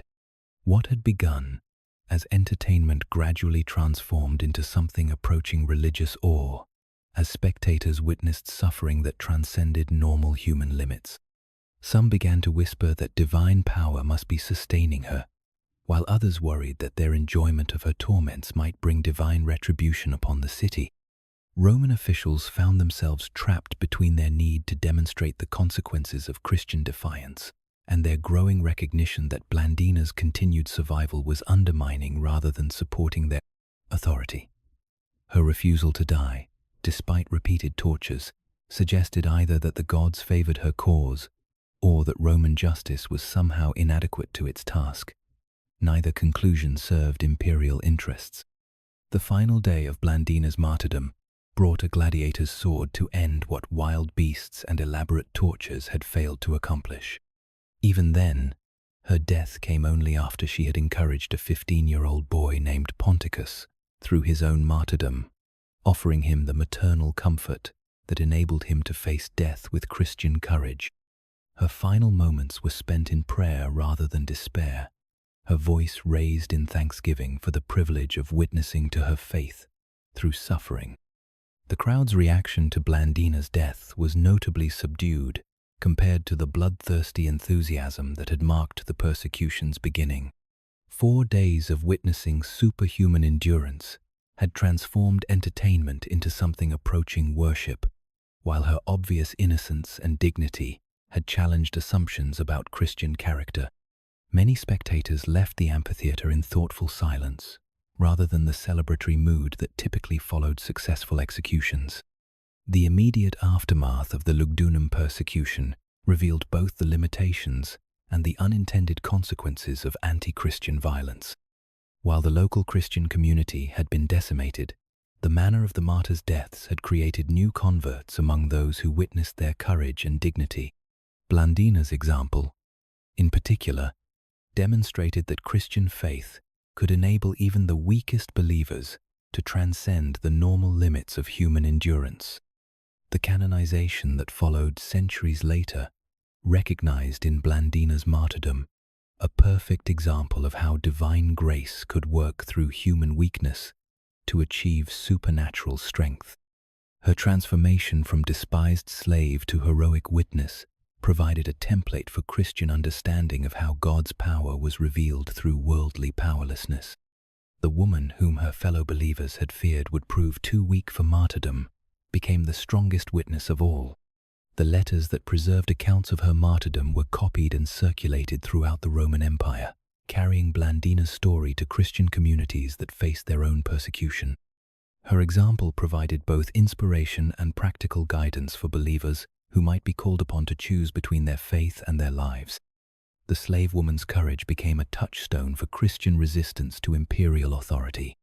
The amphitheater at Lugdunum gradually returned to its normal functions after the Christian persecution ended, hosting gladiatorial games and wild beast hunts that entertained successive generations of Gallic Romans. Yet, The memory of what had transpired during those 4 summer days lingered in the collective consciousness of the city, a reminder that some victories could not be achieved through violence, and some defeats could become triumphs through the mysterious alchemy of martyrdom. Evening settled over the empty arena as the last spectators departed for their homes, carrying with them memories of courage that challenged their understanding of human nature and divine power. The sand that had been spread to absorb blood was raked smooth for future entertainments, but no amount of cleaning could erase the impression that Blandina's witness had made on those who had come to mock but remained to wonder.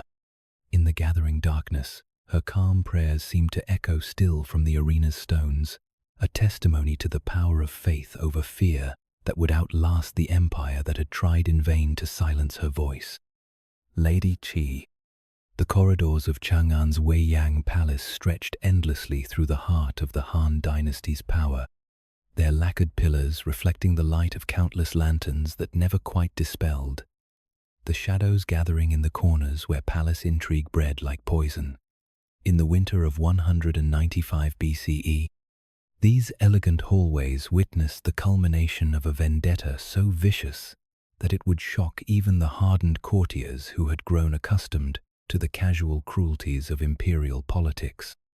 The woman who would suffer the dynasty's most infamous revenge had once been beloved by an emperor, but love in the Chinese court was a dangerous luxury that could transform overnight into mortal peril. Lady Qi had entered the imperial harem as a dancing girl whose beauty and charm had immediately captivated Emperor Gaozu, the founder of the Han dynasty, who had risen from peasant origins to unify China under his rule. Her grace in performance was matched by an intelligence that enabled her to navigate the treacherous waters of palace politics with remarkable skill, quickly rising from concubine to honored consort in a harem that housed hundreds of women, competing for imperial attention. The emperor's infatuation with Lady Qi went far beyond the casual passions that typically characterized imperial relationships with concubines. She bore him a son, Prince Ruyi, whom Gaozu clearly favored over the heir apparent born to Empress Lu. This paternal preference created a succession crisis that threatened to tear the dynasty apart. As court factions aligned themselves with different princes in anticipation of the coming struggle for power, Empress Lu, Gaozu's wife, since his days as a minor warlord, watched her rivals rise with growing alarm and hatred. The empress had shared her husband's poverty and dangers during his conquest of China, enduring imprisonment and near execution by his enemies, while Lady Qi enjoyed only the comforts of palace life. Yet despite her sacrifices and seniority, Lu found herself increasingly eclipsed by a woman whose only qualifications were youth and beauty. The political implications of Gaozu's favoritism extended far beyond personal jealousy. If the emperor formally designated Prince Ruyi as his heir, Lady Qi would become the most powerful woman in China, while Empress Lu faced exile or death. The Han dynasty's legitimacy depended on stable succession, but Gaozu's romantic preferences threatened to plunge the empire into civil war between competing claimants to the throne. Lady Qi's awareness of her precarious position led her to actively campaign for her son's recognition as heir apparent, using her influence over the emperor to advance Prince Ruyi's claims, while undermining those of Lu's son, Prince Ying. This political activity transformed what might have remained a private romantic rivalry into a public contest for dynastic control that drew in court officials, military commanders, and regional governors who had their own interests in the succession's outcome. The crisis reached its climax when Emperor Gaozu fell seriously ill and seemed ready to formally change the succession in Prince Ruyi's favor. Only the intervention of court officials who feared civil war prevented this decision, as they convinced the emperor that altering the established succession would destabilize the dynasty he had worked so hard to establish. Gaozu's death in 195 BCE left the succession unchanged, but it also left Lady Qi and her son at the mercy of Empress Lu's long-suppressed vengeance. Lu's assumption of power as regent for her young son Emperor Hui, provided her with the opportunity she had awaited for years. Her first target was Prince Ruyi, whom she lured to the capital under pretense of honoring his father's memory. Despite Emperor Hui's attempts to protect his half-brother, Lu succeeded in poisoning the prince, eliminating the primary threat to her family's control, while sending a clear message about the fate that awaited those who had challenged her authority. Lady Qi's punishment was designed to surpass mere execution in its cruelty and symbolic significance. Lu ordered that her rival be subjected to a torture so extreme that it would serve as permanent warning to anyone who might consider challenging imperial power. The specific form of this punishment reflected both personal vindictiveness and political calculation, creating a spectacle that would demonstrate the consequences of opposing the Empress's will. The torture began with the amputation of Lady Qi's limbs, each extremity severed with the precision that Chinese medicine had developed for therapeutic purposes, but now applied for purely punitive ends. The Empress's physicians ensured that their victim survived each mutilation, using their knowledge of anatomy to prolong suffering while preventing death. This medical expertise transformed torture into a grotesque parody of healing that perverted the physician's art into an instrument of revenge. The removal of Lady Qi's eyes followed ancient Chinese precedents for punishing those who had looked upon forbidden things, in this case the imperial succession that should have remained beyond her consideration. The gouging was performed with ceremonial instruments that emphasized the ritual nature of the punishment, while ensuring maximum pain and humiliation for the victim. Lu insisted that these mutilations be performed in her presence, savoring her rival's suffering as compensation for years of perceived humiliation. The destruction of Lady Qi's hearing and voice completed the sensory deprivation that reduced her from a person to an object of horror. The Empress ordered that her victim's ears be damaged and her tongue removed, eliminating any possibility of communication that might generate sympathy or convey accusations against her tormentors. This silencing was both practical and symbolic, ensuring that Lady Qi could never again use the charm and intelligence that had once captivated an emperor. The final humiliation came with Lady Qi's confinement to a pigsty, where she was forced to live among animals that Chinese culture considered particularly degraded. Lu coined the term human swine to describe her victim's condition, emphasizing the complete dehumanization that the torture had achieved. This bestial confinement served multiple purposes. It demonstrated the depths of imperial displeasure, provided ongoing entertainment for the Empress, and ensured that Lady Qi's suffering would continue indefinitely.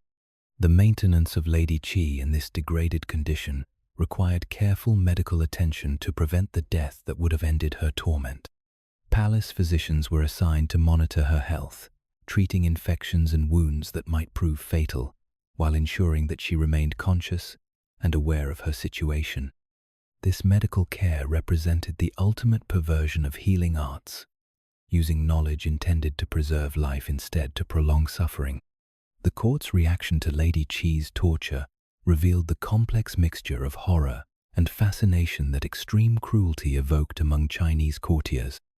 Officials who had once competed for her attention now avoided any association with her memory, while others found in her fate confirmation of traditional warnings about the dangers of feminine ambition. The Emperor Hui himself was reportedly so traumatized by seeing his father's former consort in this condition that he became physically ill and retreated from active governance. Empress Lu's display of her victim to visiting dignitaries served both personal and political purposes, satisfying her desire for revenge while demonstrating the fate that awaited anyone who challenged imperial authority. Foreign ambassadors and provincial governors were invited to witness Lady Qi's condition, carrying away impressions of Han ruthlessness that would influence their own behavior. The torture had become a form of diplomacy, conducted through atrocity. The broader implications of Lady Qi's punishment extended throughout Chinese culture, where the story became a standard reference for the dangers of court intrigue and the consequences of challenging established authority. Confucian moralists found in her fate evidence of the disasters that followed when natural hierarchies were disrupted, while popular storytellers used her suffering to create cautionary tales about the price of ambition.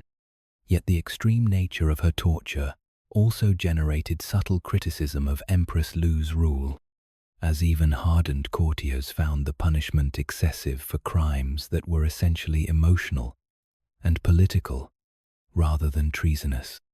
The careful preservation of Lady Qi's life for the sole purpose of prolonging her agony struck many observers as evidence of the Empress's fundamentally cruel nature, undermining the legitimacy she had sought to establish through terror. The duration of Lady Qi's suffering remains unclear in historical records, but court chronicles suggest that she survived in her degraded condition for several years before death finally provided release.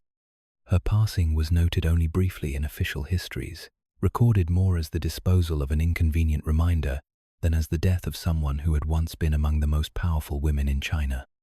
The influence of Lady Qi's story on subsequent Chinese political culture was profound and lasting. Her fate became a standard reference point for the dangers that awaited imperial consorts who overreached their proper boundaries. While the specific tortures she endured were occasionally applied to other victims of imperial displeasure, the human swine punishment entered Chinese legal vocabulary as the ultimate expression of judicial revenge. Later, Chinese historians struggled with how to present Lady Qi's story within the moral frameworks that governed official historiography. Some portrayed her as a victim of feminine jealousy, while others emphasized her own role in creating the succession crisis that led to her destruction. These varying interpretations reflected broader debates about the proper role of women in imperial politics and the limits of acceptable punishment, even for serious political crimes. The winter evening settled over Chang'an's palace courtyards as servants extinguished the lanterns that had illuminated another day of imperial business. In the darkness beyond the lacquered pillars, the memory of Lady Qi's suffering lingered like an unquiet ghost, a reminder of the cruelties that power could unleash when love transformed into hatred. The distant sound of a zither drifted through the palace walls, its melancholy notes carrying across the centuries a lament for beauty destroyed by jealousy and ambition, crushed beneath the weight of dynastic necessity. Pearl Concubine, ZHEN. The summer palace shimmered in the heat of Beijing's oppressive summer as the year 1900 dawned with omens that seemed to predict the end of an empire. The elaborate gardens and artificial lakes that had been the Qing dynasty's refuge from the pressures of governing China now served as a trap, surrounded by the armies of foreign powers who had come to punish the imperial court for supporting the Boxer Rebellion. Within the palace walls, the Empress Dowager Cixi prepared for flight while settling old scores with those who had dared to challenge her absolute authority over the Dragon Throne. ZHEN, known to history as the Pearl Concubine, had been 19 years old when she entered the Forbidden City as one of Emperor Guangxu's consorts, her beauty and intelligence immediately setting her apart from the other women who competed for imperial attention. Unlike the typical court ladies who focused entirely on fashion and intrigue, ZHEN possessed a keen interest in political affairs and the reform movements that promised to modernize China's ancient institutions. This intellectual curiosity would ultimately prove fatal in a court where feminine political awareness was considered dangerous to established order. The young emperor's affection for ZHEN went beyond the usual relationship between ruler and concubine, developing into something approaching genuine partnership as they discussed the political and social reforms that might save China from foreign domination. Guangxu, himself constrained by the Empress Dowager's regency, found in his favorite consort someone who shared his vision of a modernized China that could compete with Western powers while preserving essential elements of traditional culture. Their relationship deepened during the 100 Days Reform of 1898, when Guangxu attempted to implement sweeping changes to China's educational, military, and governmental systems. ZHEN's support for these reforms was both personal and intellectual. She genuinely believed that China's survival depended on adapting Western technology and administrative methods, while maintaining Confucian moral principles. Her influence over the emperor gave her a voice in political discussions that traditionally excluded women entirely. The Empress Dowager Cixi's opposition to reform stemmed from both conservative conviction and personal ambition. Having effectively ruled China for decades through a series of puppet emperors, she viewed any change to existing institutions as a threat to her own power. The reforms proposed by Guangxu and his advisors would have reduced the influence of traditional court factions while empowering bureaucrats trained in Western methods, changes that threatened to make her obsolete. Cixi's coup against the reform movement came swiftly and decisively. She placed Emperor Guangxu under house arrest, executed the leading reformers, and restored the conservative policies that had characterized her regency. But her victory over the political reform movement did not satisfy her desire for revenge against those who had supported changes that challenged her authority. Zhen Fei's prominent role in encouraging the emperor's reformist sympathies made her a particular target for imperial displeasure. The charges leveled against Zhen Fei reflected both political calculation and personal animosity. She was accused of exceeding her proper role as concubine by involving herself in state affairs, of encouraging the emperor's defiance of proper filial respect toward his adoptive mother, and of supporting reforms that threatened Chinese traditional values.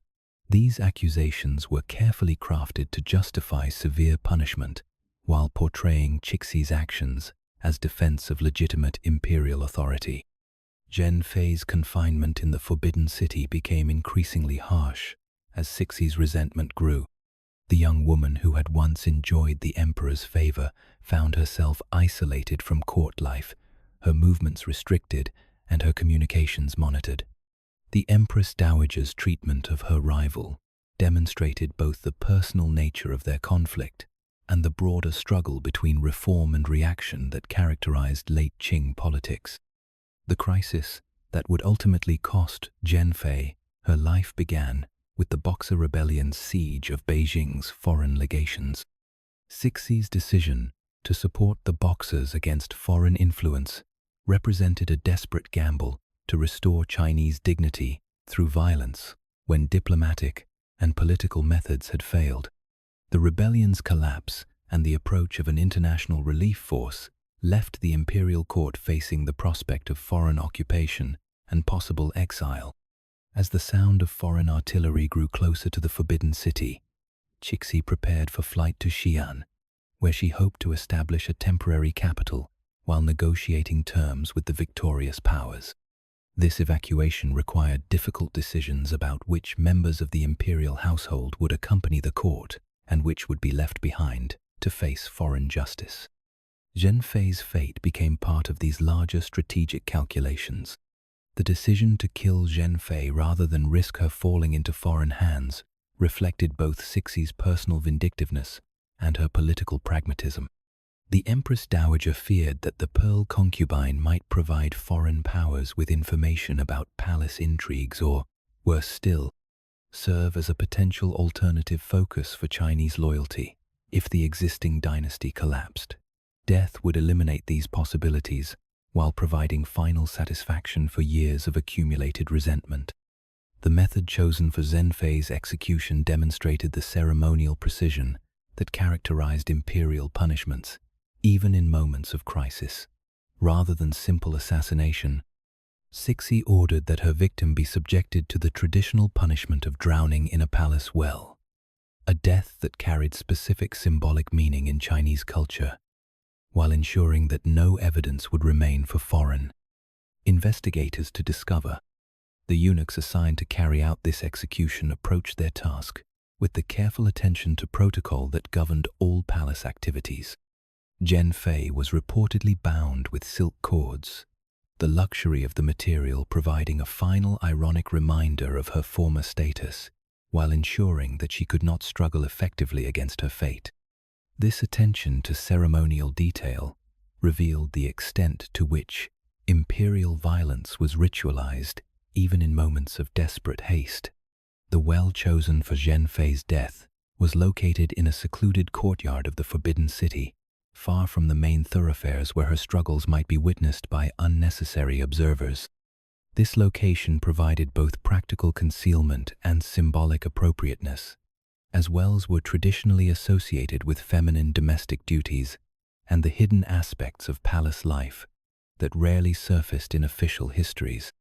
The actual drowning was accomplished with the efficiency that characterized well-trained palace servants performing unpleasant but necessary duties.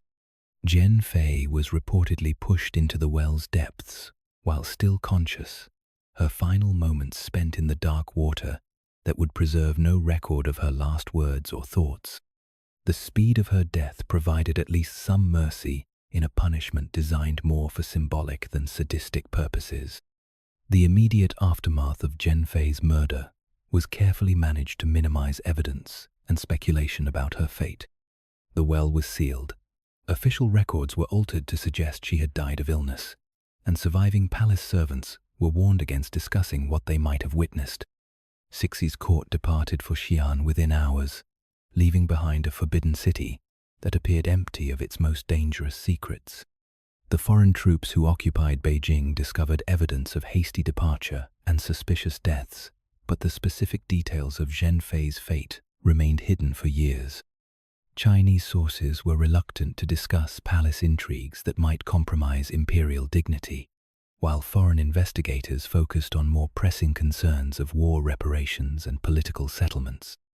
The Pearl concubine's death remained one of many palace mysteries that characterized the Qing dynasty's final crisis.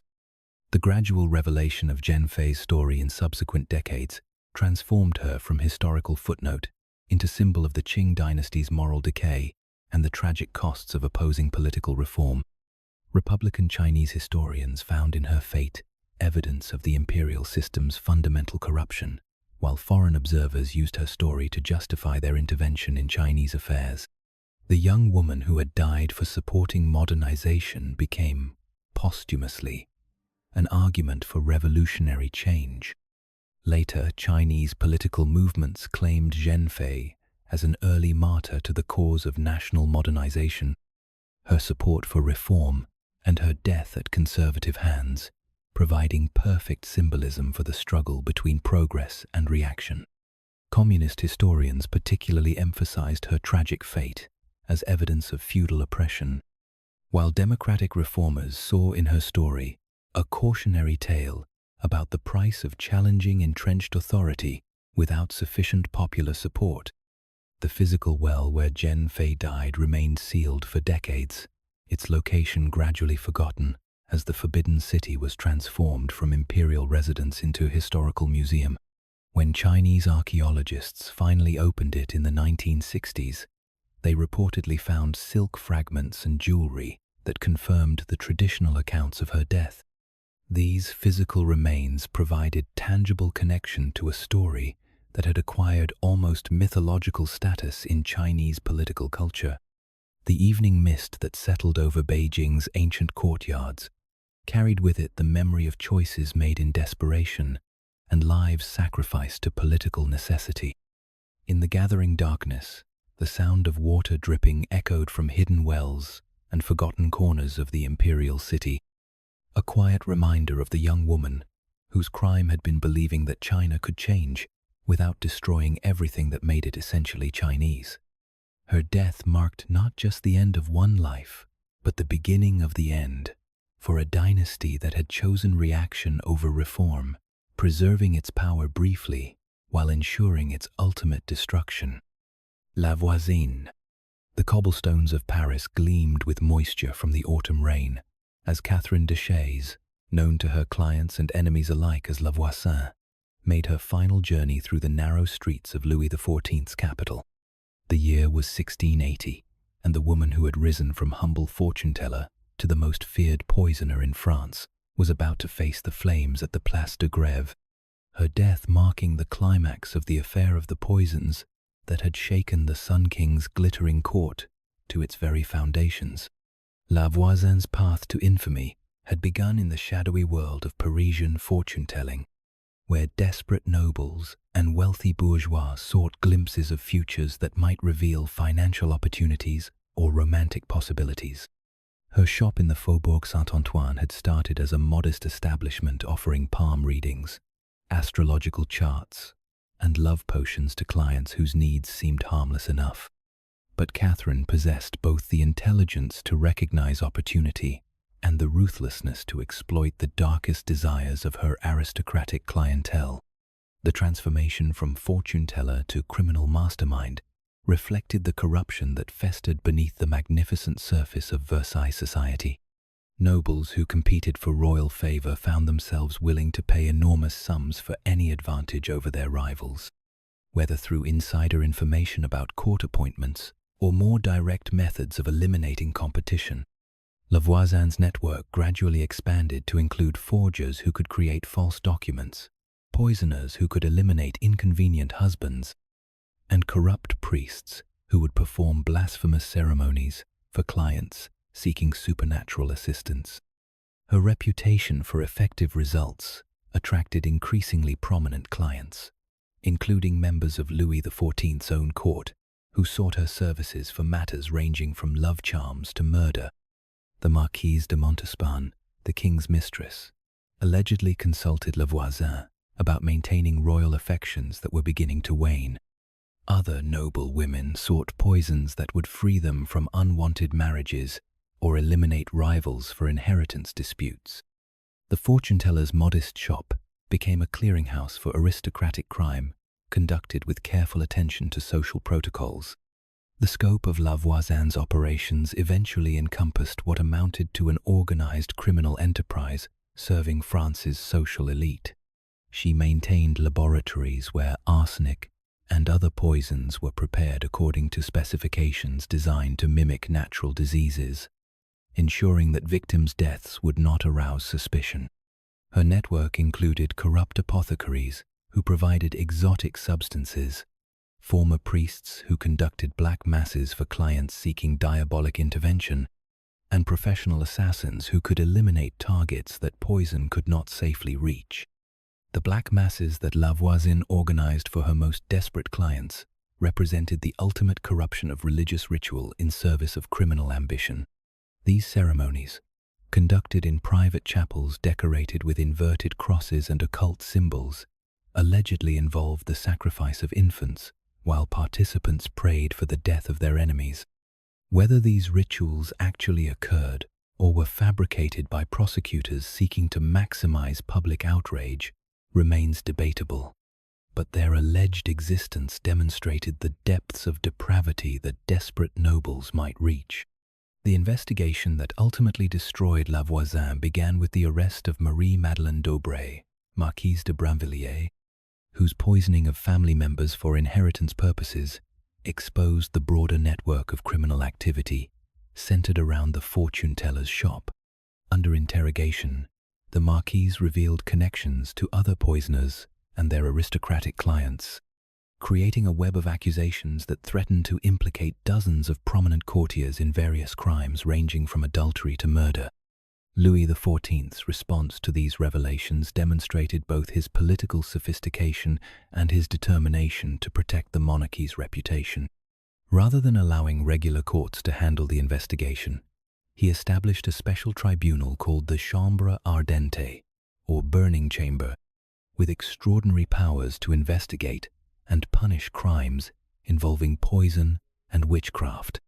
This special court could use torture, ignore normal legal procedures, and impose death sentences without the appeals process that typically characterized French justice.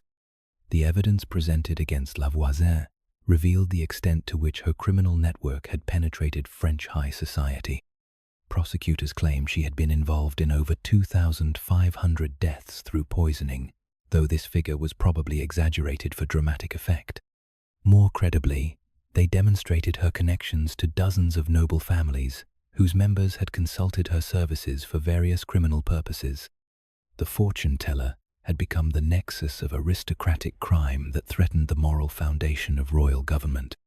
La Voisin's own testimony under interrogation provided glimpses into the psychology of someone who had transformed desperate circumstances into criminal opportunity. She had begun her career as the wife of a failed jeweler, turning to fortune-telling to support her family when conventional sources of income proved inadequate. Her success in this field had gradually led to more dangerous activities, as clients demanded services that went beyond simple divination to actual intervention in their personal affairs. The torture used to extract confessions from La Voisin and her associates demonstrated the brutal methods that 17th-century justice employed to ensure complete cooperation from criminal suspects. The water torture, in which victims were forced to swallow enormous quantities of liquid until their stomachs distended painfully, was applied repeatedly to encourage revelations about aristocratic clients. The boot torture, which crushed leg bones with adjustable wooden devices, provided additional incentive for comprehensive confession. Despite these brutal interrogation methods, La Voisin maintained enough composure to protect some of her most prominent clients, while revealing enough information to satisfy her interrogators' demands for comprehensive testimony. Her careful balance between cooperation and discretion reflected both her understanding of court politics and her hope that some mercy might be shown to someone whose revelations had served royal interests by exposing aristocratic corruption. The decision to execute La Voisin publicly at the Place de Grève rather than privately within prison walls reflected Louis XIV's determination to demonstrate royal justice while warning other potential criminals about the consequences of threatening social order. The public execution would provide spectacular evidence of the Crown's commitment to punishing crime regardless of the social prominence of those involved, while the manner of death, burning alive, would emphasize the religious dimensions of crimes involving witchcraft and diabolic practices. The pyre constructed for La Voisin's execution was built with the careful attention to theatrical effect that characterized all major public punishments in Ancient Regime France. Bundles of straw were arranged to catch fire quickly, while larger timbers were positioned to maintain sustained flames that would ensure complete destruction of the victim's body. Tar was applied to accelerate combustion, creating the kind of spectacular conflagration that would remain memorable for spectators, while serving educative purposes about the consequences of crime. The crowd that gathered to witness La Voisin's execution included representatives of every social class, from street vendors seeking entertainment to nobles curious about the fate of someone who had served their circles. The diverse audience reflected both the public fascination with crime and punishment and the broader social implications of the affair of the poisons, which had revealed corruption extending throughout French society from the lowest fortune teller to the highest courtier. La Voisin's behavior at the stake demonstrated the composure that had characterized her criminal career and her judicial proceedings. She refused the offer of strangulation before burning, a mercy typically extended to condemned criminals, and faced the flames with apparent calm. Witnesses reported that she maintained her dignity even as fire consumed her clothing and began to attack her flesh, her final moments providing a kind of redemption for a life devoted to criminal enterprise. The flames that consumed La Voisin's body also symbolically destroyed the criminal network she had created, as her death eliminated the central figure around whom aristocratic poisoning conspiracies had revolved. Yet the broader implications of the affair of the poisons continued to reverberate through French society, as Louis XIV's investigation had revealed the extent to which traditional moral restraints had broken down among the nobility. The fortune-teller's death marked the end of one criminal enterprise, but highlighted social problems that would persist throughout the ancient regime. The immediate aftermath of La Voisin's execution saw a temporary decline in aristocratic crime, as nobles absorbed the lesson that royal justice could reach even the most prominent families. The special tribunal continued its work for several more years, executing dozens of lesser criminals, while carefully avoiding prosecutions that might have implicated truly powerful courtiers. The Sun King's political instincts had enabled him to punish corruption, while protecting the aristocratic hierarchy that supported his rule. The Place de Grève gradually returned to its normal functions after La Voisin's execution, hosting market activities and public celebrations that had nothing to do with criminal justice. Yet, the memory of what had occurred there lingered in Parisian consciousness, creating cautionary tales about the dangers of seeking supernatural solutions to worldly problems. The sparks that had risen from the fortune-teller's pyre carried with them warnings about the price of corruption that would echo through French literature and popular culture for generations to come. Marie Antoinette. The rain-slicked cobblestones of Paris reflected the grey October sky as the wooden cart carrying Marie Antoinette jolted through the narrow streets toward the Place de la Révolution on the morning of October 16, 1793. The woman who had once been Queen of France sat with her hands bound behind her back, her once elaborate coiffure now reduced to rough-cropped grey hair that emphasized the toll that imprisonment and political upheaval had taken on her 37-year-old features. The crowds that lined the route jeered and shouted revolutionary slogans, but their former queen maintained the composure that had characterized her behavior throughout the ordeal that had transformed her from Europe's most envied woman into the Republic's most hated enemy. Marie Antoinette's journey to the scaffold had begun 23 years earlier when she arrived in France as a 14-year-old Austrian archduchess, betrothed to the future Louis XVI, in a marriage designed to cement the alliance between the Habsburg and Bourbon dynasties. Her youth, beauty, and vivacious personality had initially charmed the French court, but these same qualities would later be twisted into evidence of frivolity and foreign corruption when political crisis demanded scapegoats for the monarchy's failures.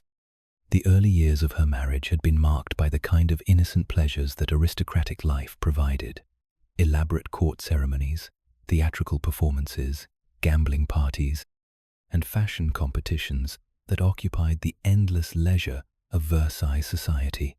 Marie Antoinette's Austrian upbringing had not prepared her for the complex etiquette that governed French court life, and her occasional breaches of protocol were interpreted by hostile observers as evidence of arrogance or disrespect for French traditions. Her influence over fashion and court culture had created both admiration and resentment among those who observed her from a distance. The elaborate gowns, towering hairstyles, and expensive jewelry that marked her public appearances became symbols of royal extravagance to a population struggling with economic hardship. The Queen's alleged comment that the poor should eat cake if they lacked bread, though almost certainly apocryphal, captured popular perceptions of aristocratic indifference to common suffering.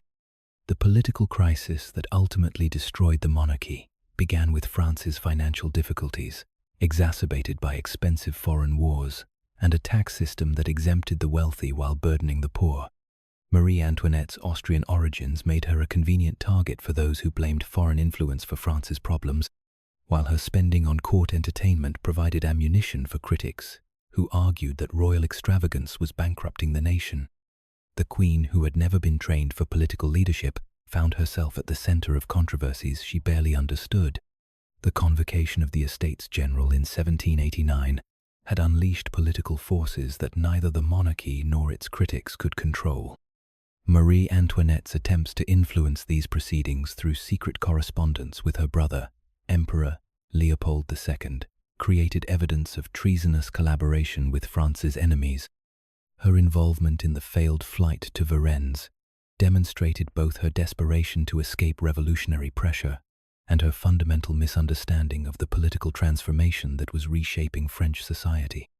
The imprisonment that followed the monarchy's overthrow had subjected Marie Antoinette to humiliations that would have been unthinkable during her years of power. Confined first in the Temple prison with her family, then alone in the conciergerie after her husband's execution, she endured conditions that deliberately contrasted with her former luxury. The damp stone cells, coarse food, and constant surveillance were designed to break the spirit of someone accustomed to absolute deference and unlimited comfort. The trial that condemned her was less a judicial proceeding than a political ritual designed to justify decisions already made by revolutionary leadership.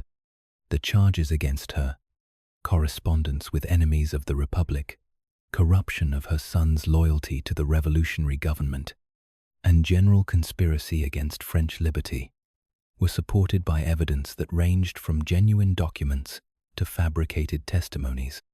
The outcome was predetermined, but the process served important symbolic functions for a revolution that needed to demonstrate its absolute break with monarchical authority.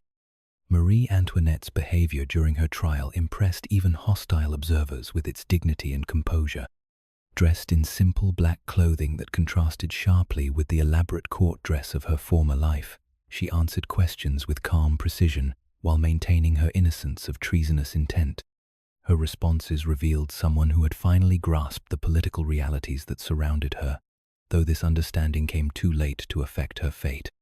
The night before her execution was spent in prayer and letter writing, as Marie Antoinette attempted to make peace with her situation while providing final guidance for her surviving children. Her correspondence from this period reveals genuine piety and maternal concern that contrasted with the frivolous image that revolutionary propaganda had created. The woman who faced death had been transformed by suffering into someone far more serious than the pleasure-seeking queen of popular imagination. The morning of October 16th brought the cart that would carry her through Paris for the final time, past buildings and streets where she had once traveled in golden coaches, surrounded by cheering crowds. The contrast between her former glory and present degradation was intentionally stark, designed to demonstrate the complete triumph of revolutionary justice over monarchical privilege. Yet Marie Antoinette's composure during this final journey suggested that she had found some inner strength that external humiliation could not destroy. The guillotine that awaited her at the Place de la Révolution represented the revolutionary commitment to equality even in death. Nobles and commoners alike would meet the same swift end, rather than the differentiated punishments that had characterized royal justice. This mechanical precision was both more merciful than traditional executions and more coldly impersonal, reducing death to a simple administrative procedure that stripped away any romantic or heroic possibilities. The crowd that gathered to witness Marie Antoinette's execution was enormous, drawn by curiosity about the fate of France's former queen, and by revolutionary enthusiasm for this final settling of accounts with the old regime. The spectators included sans-culottes who had demanded her death, bourgeois revolutionaries who saw her execution as necessary for political stability, and foreign observers who recognized they were witnessing a historical watershed in European politics. Marie Antoinette's final moments on the scaffold demonstrated the aristocratic training that had shaped her since childhood, as she maintained perfect composure while mounting the platform and preparing for death.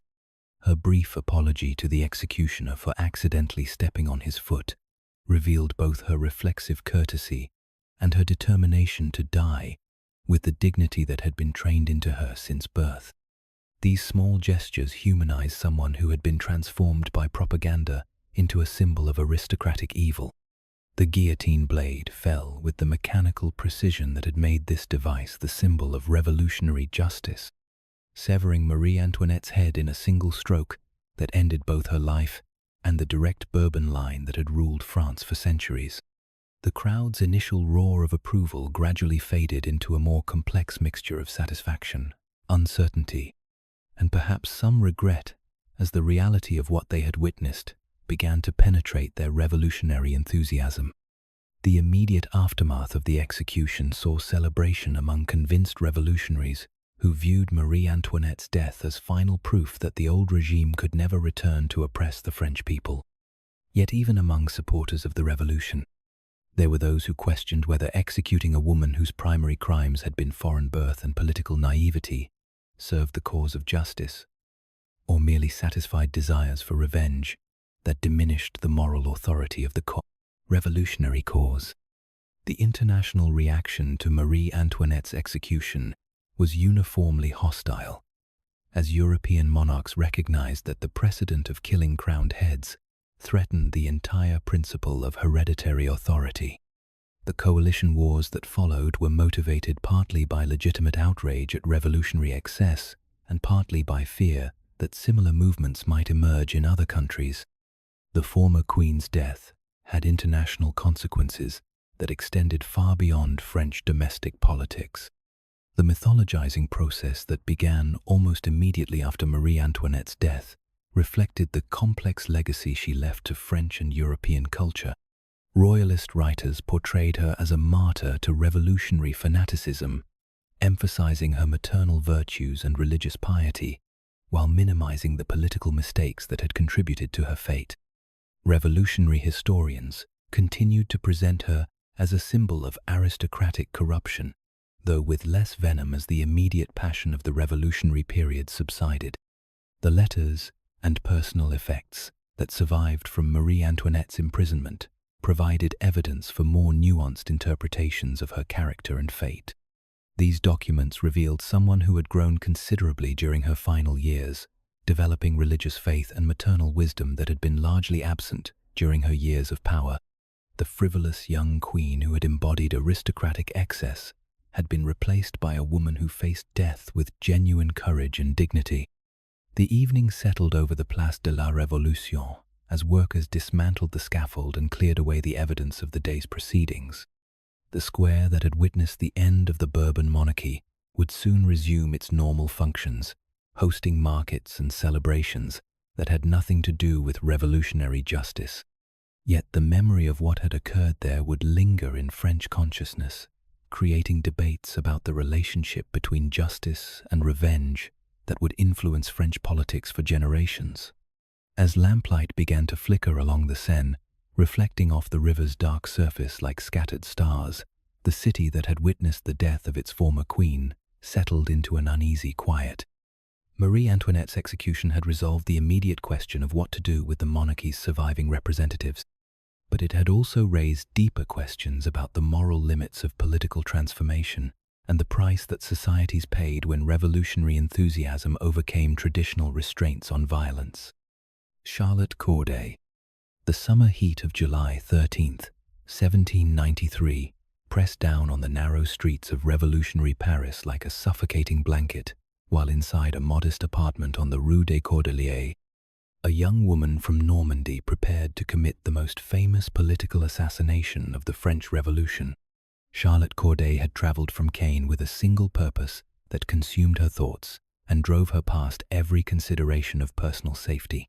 She would kill Jean-Paul Marat, the radical journalist, whose inflammatory writings she believed were destroying France through endless calls for violence and vengeance. Charlotte's journey to infamy had begun in the provincial quiet of the Abbaye aux Dames in Caen, where she had received the convent education typical of minor Norman nobility.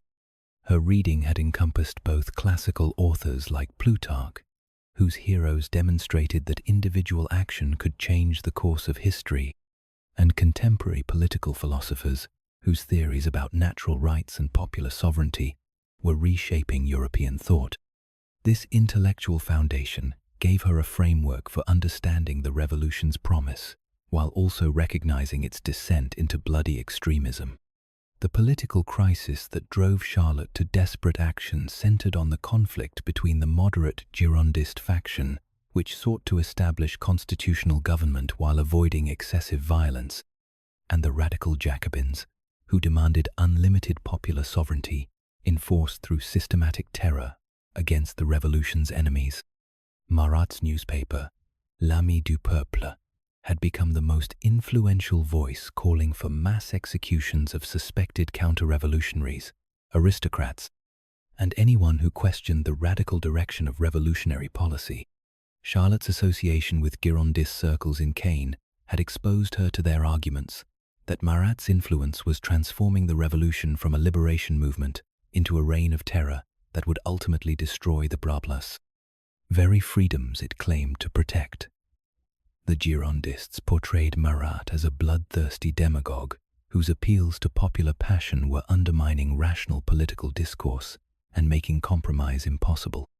His death, they suggested, might restore moderation to revolutionary politics. The decision to commit assassination required Charlotte to overcome not only natural feminine reluctance toward violence, but also the practical difficulties of gaining access to a man who was both famous and frequently threatened. Marat's skin condition, probably dermatitis herpetiformis, confined him to medicinal baths for much of each day, while his inflammatory writings had made him numerous enemies who sought his destruction. Security around the radical journalist was minimal, however, as he relied more on popular protection than official guards. Charlotte's plan demonstrated both careful preparation and naive assumptions about the political consequences of her intended action. She obtained letters of introduction from Girondist supporters that would give her plausible reasons for seeking an audience with Marat, while her provincial background and feminine appearance would make her seem harmless to someone accustomed to dealing with desperate petitioners. She purchased a kitchen knife with a 5-inch blade, large enough to inflict fatal wounds but small enough to conceal easily. Her arrival in Paris on July 11th coincided with the radical government's intensification of the terror, as the Committee of Public Safety assumed dictatorial powers to defend the revolution against internal and external enemies. The atmosphere in the capital was fevered with suspicion and revolutionary enthusiasm. While daily executions at the guillotine provided entertainment for crowds who viewed violence as patriotic duty, Charlotte's plan to eliminate Marat seemed both more necessary and more dangerous in this environment. The assassination itself unfolded with dramatic simplicity that would ensure its place in revolutionary mythology. On the evening of July 13th, Charlotte gained entry to Marat's apartment by claiming to possess information about counter-revolutionary activities in Caen that required his immediate attention. She found the journalist in his medicinal bath, his skin condition requiring this constant treatment, while he continued to write articles demanding more executions of the revolution's enemies. Their conversation began with Charlotte providing names of supposed Girondist conspirators in Caen, information that Marat eagerly noted while promising that these enemies of the people would soon face revolutionary justice. This exchange revealed both the journalist's obsession with identifying targets for persecution and Charlotte's skill at deception, as she fed his paranoid fantasies while concealing her true purpose. The irony of their interaction, a supposed informant providing information to someone she planned to kill, added theatrical drama to the unfolding tragedy.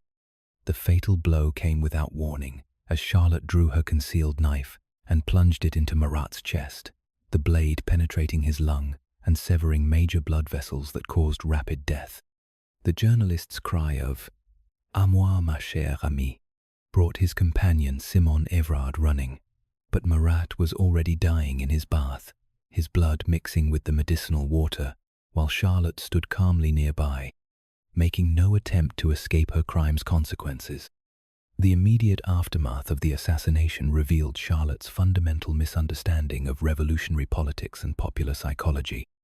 Rather than greeting Marat's death with relief, the Parisian crowd that gathered outside his apartment expressed fury at the loss of their most radical spokesman. Charlotte had expected that eliminating one extremist voice would moderate revolutionary politics, but instead, she had created a martyr whose death would justify even greater violence against the revolution's supposed enemies. Her arrest and interrogation provided Charlotte with opportunities to explain her motives that she used to demonstrate both her political sophistication and her complete commitment to her cause. When questioned about accomplices, she insisted that she had acted alone, driven by personal conviction rather than conspiracy. Her responses revealed someone who had thought deeply about political theory but had failed to understand the practical dynamics of revolutionary mass psychology. The trial that followed was a foregone conclusion, but it allowed Charlotte to present her case to the Revolutionary Tribunal and, through published accounts, to the broader French public. Her defense rested on the argument that killing one man to save many others constituted virtuous action in the classical republican tradition. She cited examples from ancient history where tyrannicide had preserved liberty, comparing her deed to those of Brutus and other heroes celebrated by republican theorists. The judges who condemned Charlotte were less interested in her classical precedents than in the political necessity of demonstrating that attacks on revolutionary leaders would be punished with maximum severity.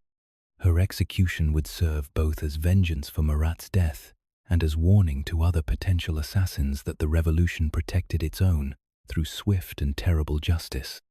The death sentence was pronounced without serious consideration of alternatives. Charlotte's composure throughout her trial and imprisonment, impressed even hostile observers who had expected to find evidence of fanaticism or mental instability.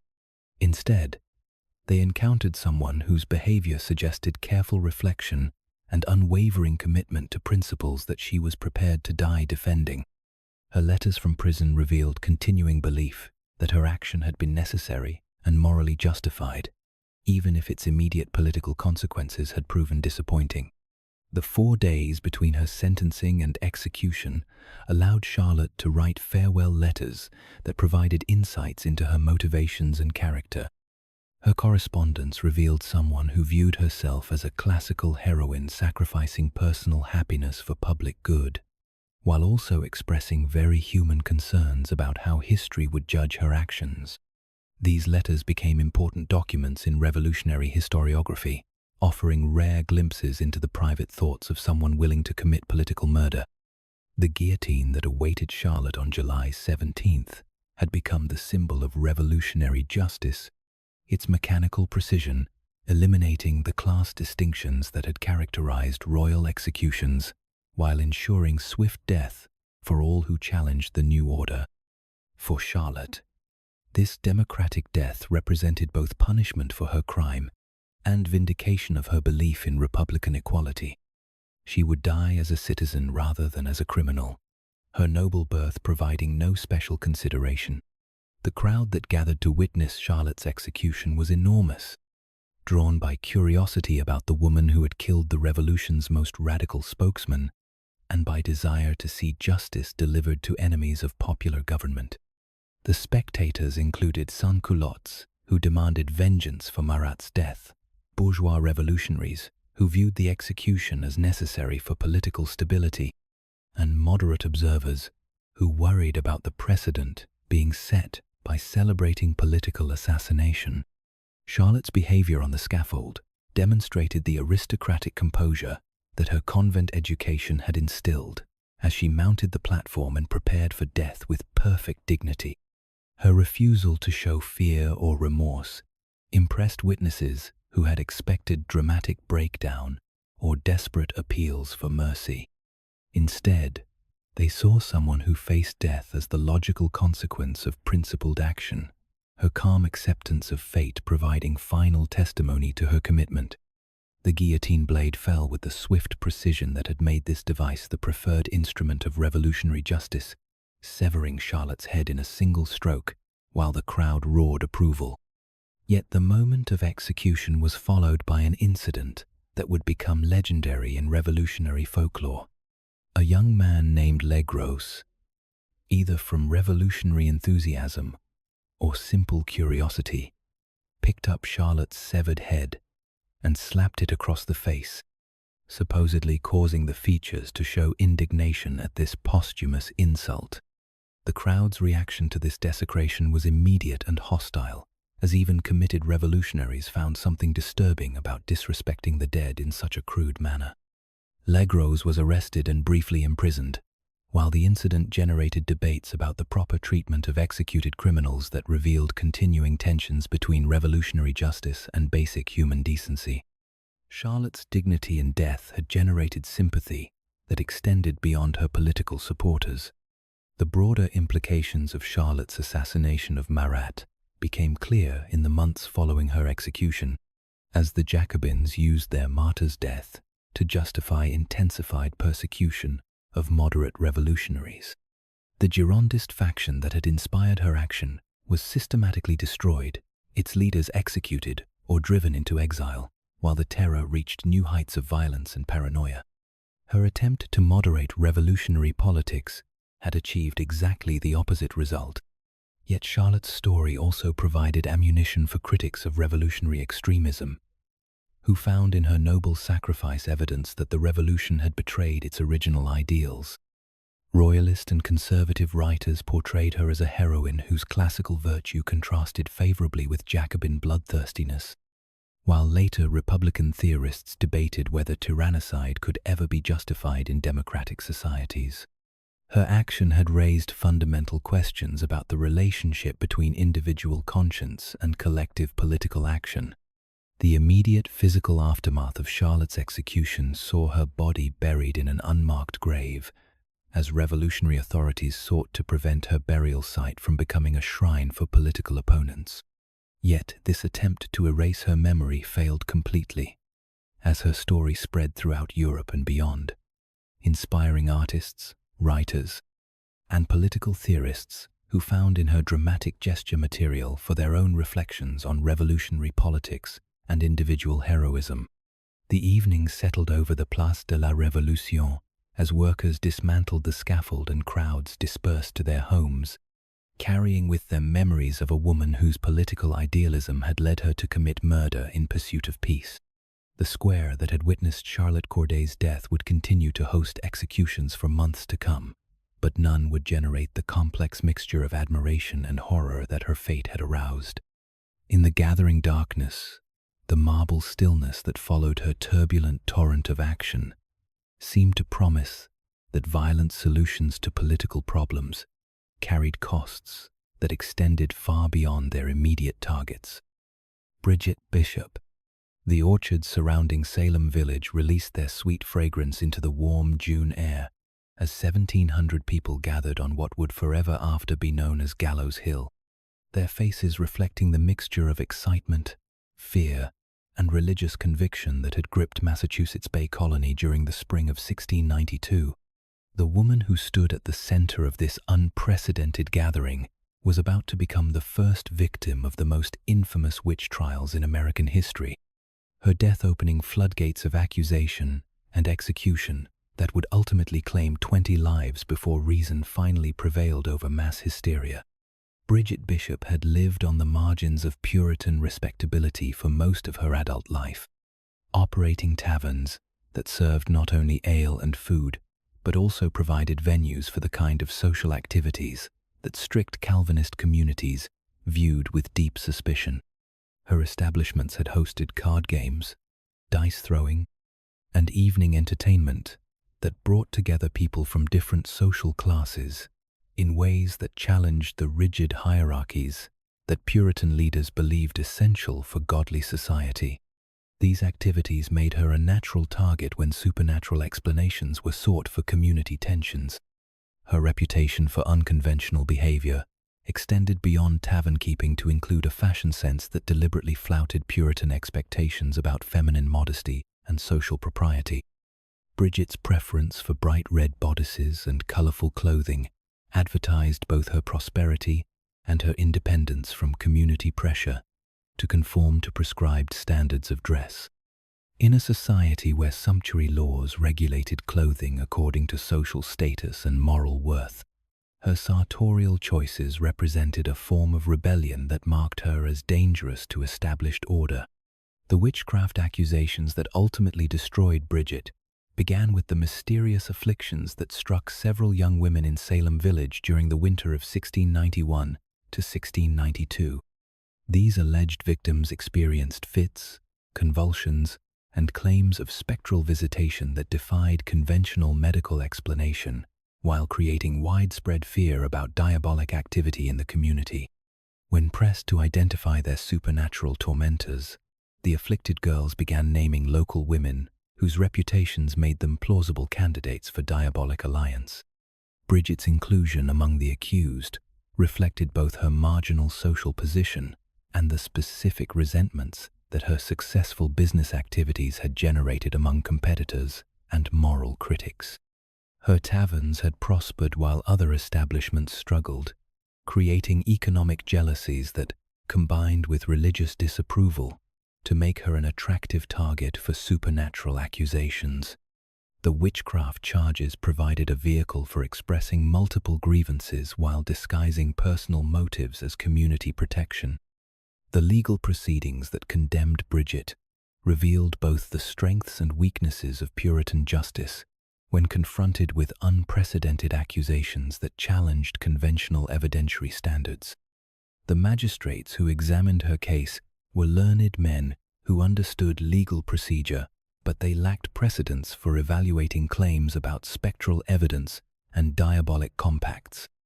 Their reliance on English precedents and biblical guidance produced a legal framework that favored accusers while making effective defense nearly impossible. The specific charges against Bridget included the standard accusations that characterized witchcraft prosecutions throughout the Atlantic world: maleficium, that had allegedly caused illness, death, and property damage to her neighbors through supernatural means. Witnesses testified that she had appeared to them in spectral form, performing actions that coincided with misfortunes that had befallen their families or livestock. This spectral evidence became the prosecution's primary weapon, as it enabled accusers to claim knowledge of Bridget's activities that conventional observation could not have provided. Her examination before the magistrates demonstrated both her intelligence and her fundamental misunderstanding of the legal and political forces that were destroying her life. Bridget's responses to questions about witchcraft were direct and forceful, denying all supernatural activities while maintaining her innocence with consistency that impressed some observers. Yet her very confidence was interpreted by hostile witnesses as evidence of supernatural protection, as they believed that genuine fear of divine judgment would have produced more submissive behavior. The testimony presented against Bridget revealed the complex social tensions that witchcraft accusations both expressed and exacerbated within Puritan communities. Neighbors described property disputes, commercial rivalries, and personal slights that had created long-standing grievances against her, while others recalled instances of maleficium that supposedly demonstrated her supernatural abilities. These accusations combined legitimate complaints about antisocial behavior with fantastic claims about diabolic powers, creating a narrative that justified extreme punishment for essentially mundane conflicts. The physical evidence presented during Bridget's trial included the discovery of poppets, small cloth dolls allegedly used for malevolent magic, hidden in the walls of her house during a court-ordered search. These objects were interpreted as tools of witchcraft rather than innocent household items or children's toys, their presence providing tangible proof of supernatural activity that complemented the spectral evidence offered by afflicted witnesses. Modern understanding suggests these items were probably conventional domestic objects, whose significance was manufactured by investigators seeking confirmation of predetermined conclusions. The theological framework that supported Bridget's prosecution reflected both Puritan beliefs about the reality of diabolic activity and specific fears about Satan's assault on godly communities in New England. Ministers who advised the court argued that divine providence had revealed this supernatural conspiracy to protect the faithful from diabolic destruction, while the afflicted witnesses served as God's instruments for exposing hidden enemies. This interpretive framework made skepticism about witchcraft accusations tantamount to questioning divine providence itself. Bridget's conviction was virtually inevitable, given the evidentiary standards and theological assumptions that governed the proceedings, but her death sentence reflected specific political calculations as well as legal conclusions. The magistrates recognized that executing someone for witchcraft would send a powerful message about their commitment to protecting the community from supernatural threats, while also demonstrating that Puritan justice could reach anyone regardless of their economic success or social connections. The journey to Gallows Hill on June 10, 1692, provided Bridget with final opportunities to confess her supposed crimes and seek mercy through repentance, but she maintained her innocence to the end. Her refusal to admit guilt frustrated ministers who had hoped that her confession would validate the entire prosecution while providing spiritual benefits through public acknowledgement of sin. Instead, her continued denial of witchcraft created doubts about the proceedings that would ultimately contribute to their termination. The execution itself followed procedures that had been developed for capital punishment in Massachusetts, with the significant modification that multiple persons were being hanged for crimes that had previously been exceptional in colonial experience. Bridget was executed alongside 4 other condemned witches, their collective death providing the kind of spectacular demonstration of judicial authority that the magistrates believed necessary to deter further diabolic activity, while reassuring the community that supernatural threats were being addressed. The crowd that witnessed Bridget's execution included people from throughout Essex County who had come to see justice delivered to those who had allegedly threatened their community's spiritual and physical welfare. The spectators represented a cross-section of colonial society, from prosperous merchants and ministers to ordinary farmers and artisans who viewed the executions as both entertainment and religious duty. Their reaction to the proceedings mixed satisfaction at seeing justice done with unease about the implications of what they were witnessing. Bridget's behavior at the gallows impressed observers with its dignity and continued profession of innocence, as she faced death without the dramatic confessions or supernatural manifestations that many expected from someone supposedly allied with diabolic forces. Her composure created cognitive dissonance among spectators who had expected to see evidence of supernatural guilt, while her final prayers and protestations of innocence suggested either remarkable acting ability or genuine wrongful conviction. The immediate aftermath of Bridget's execution saw both celebration among those who viewed her death as divine vindication and growing unease among observers who found something troubling about the proceedings. The lack of supernatural phenomena accompanying her death, no storms, apparitions, or other signs of diabolic presence, disappointed those who expected dramatic confirmation of her guilt, while encouraging skeptics who questioned whether innocent people were being executed for imaginary crimes. The broader implications of Bridget's case became clear in the weeks following her execution, as the magistrates used her death to justify continued prosecutions, while critics began questioning both the evidence and procedures that had led to her condemnation. Her execution had established precedents for spectral evidence and theological interpretation that would enable dozens of additional prosecutions, but it had also revealed weaknesses in the case against accused witches that would ultimately undermine the entire enterprise. The tourism that eventually developed around Salem's witchcraft history transformed Bridget Bishop from historical footnote into commercial attraction, as visitors sought to understand the psychological and social forces that had produced America's most infamous example of mass hysteria. Her tavern sites became points of interest for those exploring the relationship between Puritan culture and supernatural persecution, while her grave became a destination for those seeking to understand the human costs of religious extremism. The memorial garden that modern Salem created to honor witchcraft victims includes Bridget's name among those who died for crimes they could not have committed, providing official recognition that her execution represented injustice rather than divine judgment. This contemporary acknowledgement reflects changed understanding of both the supernatural claims that motivated her prosecution and the social dynamics that made scapegoating possible in communities under stress. The evening settled over Salem as the last spectators departed from Gallows Hill, carrying with them memories of justice that many would later question as reason replaced hysteria in Massachusetts legal culture. The apple trees that had witnessed Bridget Bishop's death continued their seasonal cycle of bloom and fruit, indifferent to the human dramas that played out beneath their branches, while time gradually revealed the tragic futility of seeking supernatural solutions to natural human conflicts. In the gathering darkness, the sound of crickets chirping among the orchard grass provided a peaceful counterpoint to the violence that had marked this corner of New England as a place where fear had triumphed over wisdom, if only temporarily. Agnes Sampson.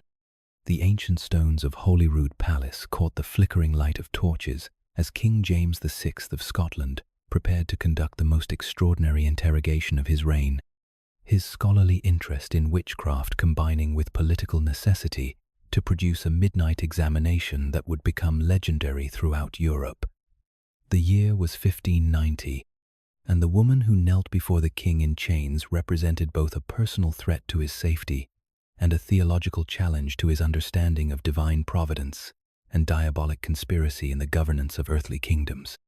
Agnes Sampson had been known throughout East Lothian As a skilled midwife and healer, whose knowledge of herbal remedies and medical procedures had made her invaluable to women throughout the region during childbirth and illness.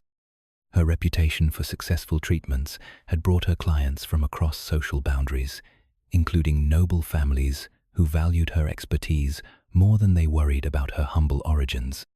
This success, however, had also generated resentment among competitors and suspicion among those who questioned how an unlearned woman could achieve such remarkable results. The North Berwick witch trials that ultimately destroyed Agnes had begun with accusations leveled against a different woman entirely, but the investigation's expansion revealed what prosecutors claimed was an extensive conspiracy involving dozens of witches who had allegedly plotted against King James's life and authority. The specific charges focused on the supernatural storms that had threatened the king's voyage to Denmark for his wedding to Anne of Denmark, incidents that were interpreted as evidence of coordinated diabolic assault on Scottish royal authority. Agnes's involvement in these accusations stemmed from her alleged participation in the witches' Sabbath that supposedly took place in North Berwick Church, where the assembled conspirators had reportedly performed rituals designed to raise storms that would sink the royal ship. The theological implications of these charges extended far beyond simple maleficium to encompass treason against divinely appointed authority, making Agnes's case a matter of both criminal law and political theory that demanded the king's personal attention. James VI's fascination with witchcraft reflected both his scholarly interests and his political insecurities as a young monarch whose authority faced challenges from multiple directions. His extensive reading in demonological literature had convinced him that diabolic conspiracies posed genuine threats to Christian rulers, while his recent experiences with suspicious storms during crucial voyages seemed to confirm that supernatural enemies were actively working against his reign. Agnes's case provided an opportunity to demonstrate both his theological sophistication and his determination to protect royal authority. The preliminary examinations that preceded Agnes's royal interrogation had already established her guilt in the minds of Scottish prosecutors, though the evidence against her was largely circumstantial and obtained through procedures that prioritized confession over careful investigation. Witnesses had testified to her presence at supernatural gatherings, while physical searches had allegedly revealed the devil's mark that supposedly identified those who had entered into diabolic compacts. These findings provided the foundation for more intensive questioning designed to extract comprehensive confession. The torture employed to ensure Agnes's cooperation included both physical and psychological pressures designed to break down resistance, while encouraging detailed revelation about supernatural activities. Her head was shaved to eliminate any charms or amulets that might protect her from interrogation, while iron instruments were used to locate and probe areas of supposedly insensitive flesh that indicated diabolic alliance. The pillywinks, a Scottish torture device that crushed fingers, provided additional incentive for cooperation with investigative demands. King James's personal involvement in Agnes's examination reflected both his intellectual curiosity about witchcraft and his political need to demonstrate royal competence in protecting the realm from supernatural threats. The midnight setting enhanced the dramatic impact of the proceedings, while providing appropriate atmosphere for investigating crimes that supposedly occurred during dark hours when diabolic forces were most active. The king's presence transformed routine criminal examination into a theatrical demonstration of royal authority confronting supernatural rebellion. The specific details that Agnes allegedly revealed during her royal interrogation included information about the North Berwick conspiracy that satisfied James's expectations about diabolic plotting, while also demonstrating knowledge that seemed to exceed what an ordinary woman could possess through natural means. Her descriptions of the witches' Sabbath included elements drawn from continental demonological literature, suggesting either genuine supernatural experience or coaching by interrogators familiar with European witchcraft theory. The most dramatic moment of Agnes's examination came when she reportedly whispered in the king's ear details about his wedding night with Anne of Denmark, that only someone with supernatural knowledge could have possessed. This demonstration of impossible information convinced James that he was indeed confronting genuine diabolic conspiracy, validating his theoretical understanding of witchcraft, while also confirming that Agnes represented a real threat to royal privacy and security. The theological implications of Agnes's supposed confession extended throughout European intellectual circles, as news of the North Berwick trials spread among scholars and rulers who shared James's interest in demonological theory. The case was interpreted as confirmation that diabolic conspiracies posed genuine threats to Christian governance, while the king's successful interrogation of Agnes demonstrated that properly informed rulers could expose and defeat supernatural enemies through combination of learning and political authority. Agnes's execution by garrote strangulation followed by burning reflected both the gravity of her supposed crimes and the specific legal procedures that Scottish law prescribed for witchcraft. The garrote ensured swift death before the flames could cause prolonged suffering, providing mercy that was conventionally extended to those who confessed their crimes and sought reconciliation with Christian authority. Her body was then burned to prevent any relics from being preserved by sympathizers or diabolic allies. The public reaction to Agnes's execution demonstrated the extent to which Scottish society had accepted the reality of witchcraft conspiracies and the necessity of extreme measures to protect the community from supernatural threats. The crowd that witnessed her death included representatives of every social class, from royal courtiers to common labourers who viewed the proceedings as both justice and entertainment. Their approval of the execution reflected broader cultural acceptance of violence against those accused of diabolic alliance. The immediate political consequences of the North Berwick trials, including Agnes's case, extended far beyond Scottish domestic affairs to influence European attitudes toward witchcraft and royal authority. King James's successful prosecution of the alleged conspiracy enhanced his reputation as a learned ruler capable of protecting his realm from both natural and supernatural threats, while his subsequent treatise, Daemonology, became one of the most influential works on witchcraft theory published during the early modern period. The propaganda value of Agnes's execution was carefully exploited by royal supporters who used the North Berwick trials to demonstrate James's fitness for eventual succession to the English throne.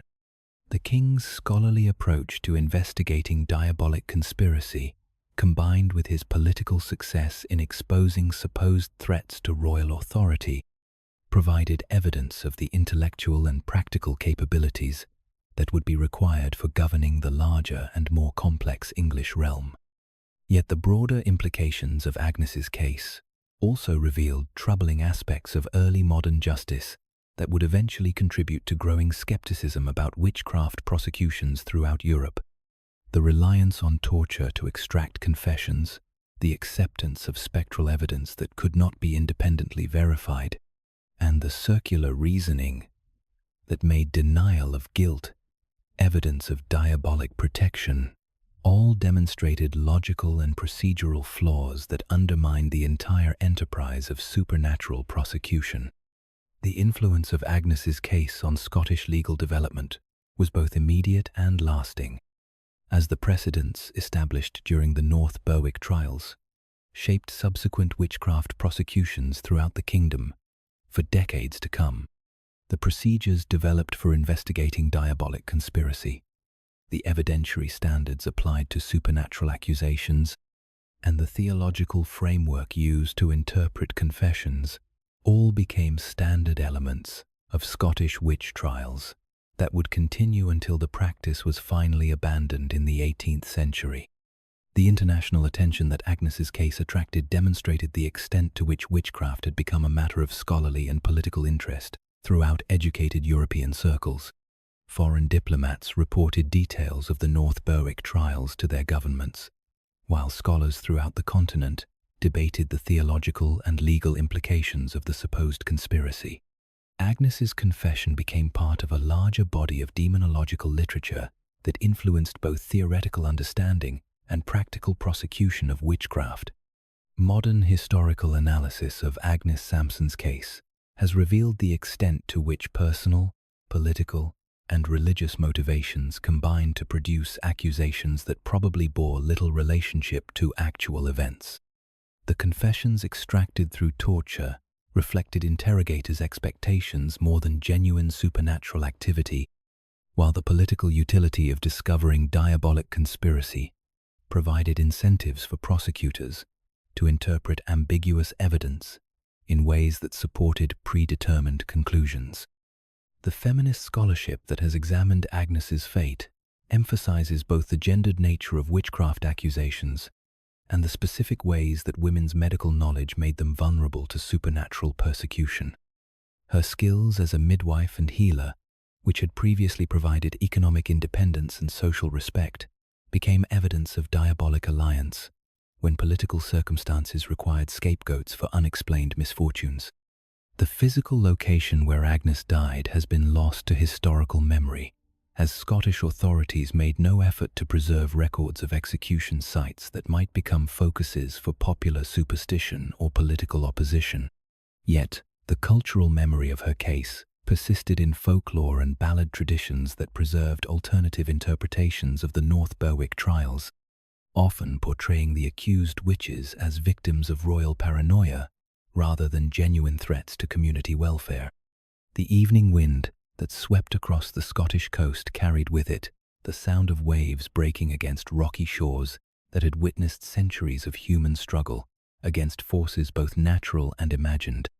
In the darkness beyond Edinburgh's ancient walls, the memory of Agnes Sampson's midnight interrogation lingered like an unquiet spirit, a reminder of the thin line between scholarly inquiry and brutal persecution when fear combined with political ambition to demand supernatural explanations for natural misfortunes. The lonely kirkyard, where her ashes might have been scattered, bore witness to the tragic costs of seeking diabolic conspiracies in the ordinary tensions and conflicts that had always characterized human communities. Matahari. The autumn rain drummed steadily against the windows of the Château de Vincennes as the grey dawn of October 15th, 1917, revealed the execution ground where one of the most famous women in Europe would meet her end before a French firing squad. Margaretha Geertruida Zell, known to the world as Matahari, sat in her cell composing final letters while outside. 12 soldiers prepared their rifles for an execution that would transform a moderately successful exotic dancer into an eternal symbol of feminine espionage and wartime paranoia. The woman who faced death that morning had traveled an extraordinary distance from her origins as a Dutch burgher's daughter in the provincial town of Leeuwarden. Margaretha's transformation into Matahari had begun with her disastrous marriage to Rudolf MacLeod, a Dutch colonial officer whose alcoholism and brutality had driven her to seek escape through the persona of an exotic Eastern dancer who claimed Javanese ancestry and sacred temple training. This reinvention had brought her fame, wealth, and lovers throughout Europe's capitals, but it had also created the web of international connections that would ultimately prove fatal. Her career as Matahari had peaked during the years before the Great War, when European society's fascination with Orientalism made her fabricated Indonesian identity enormously attractive to audiences seeking escape from conventional morality and bourgeois respectability. Her performances combined genuine dance talent with theatrical sexuality that shocked and delighted audiences from Paris to Berlin, while her affairs with wealthy men provided both financial security and social access that transcended her humble origins.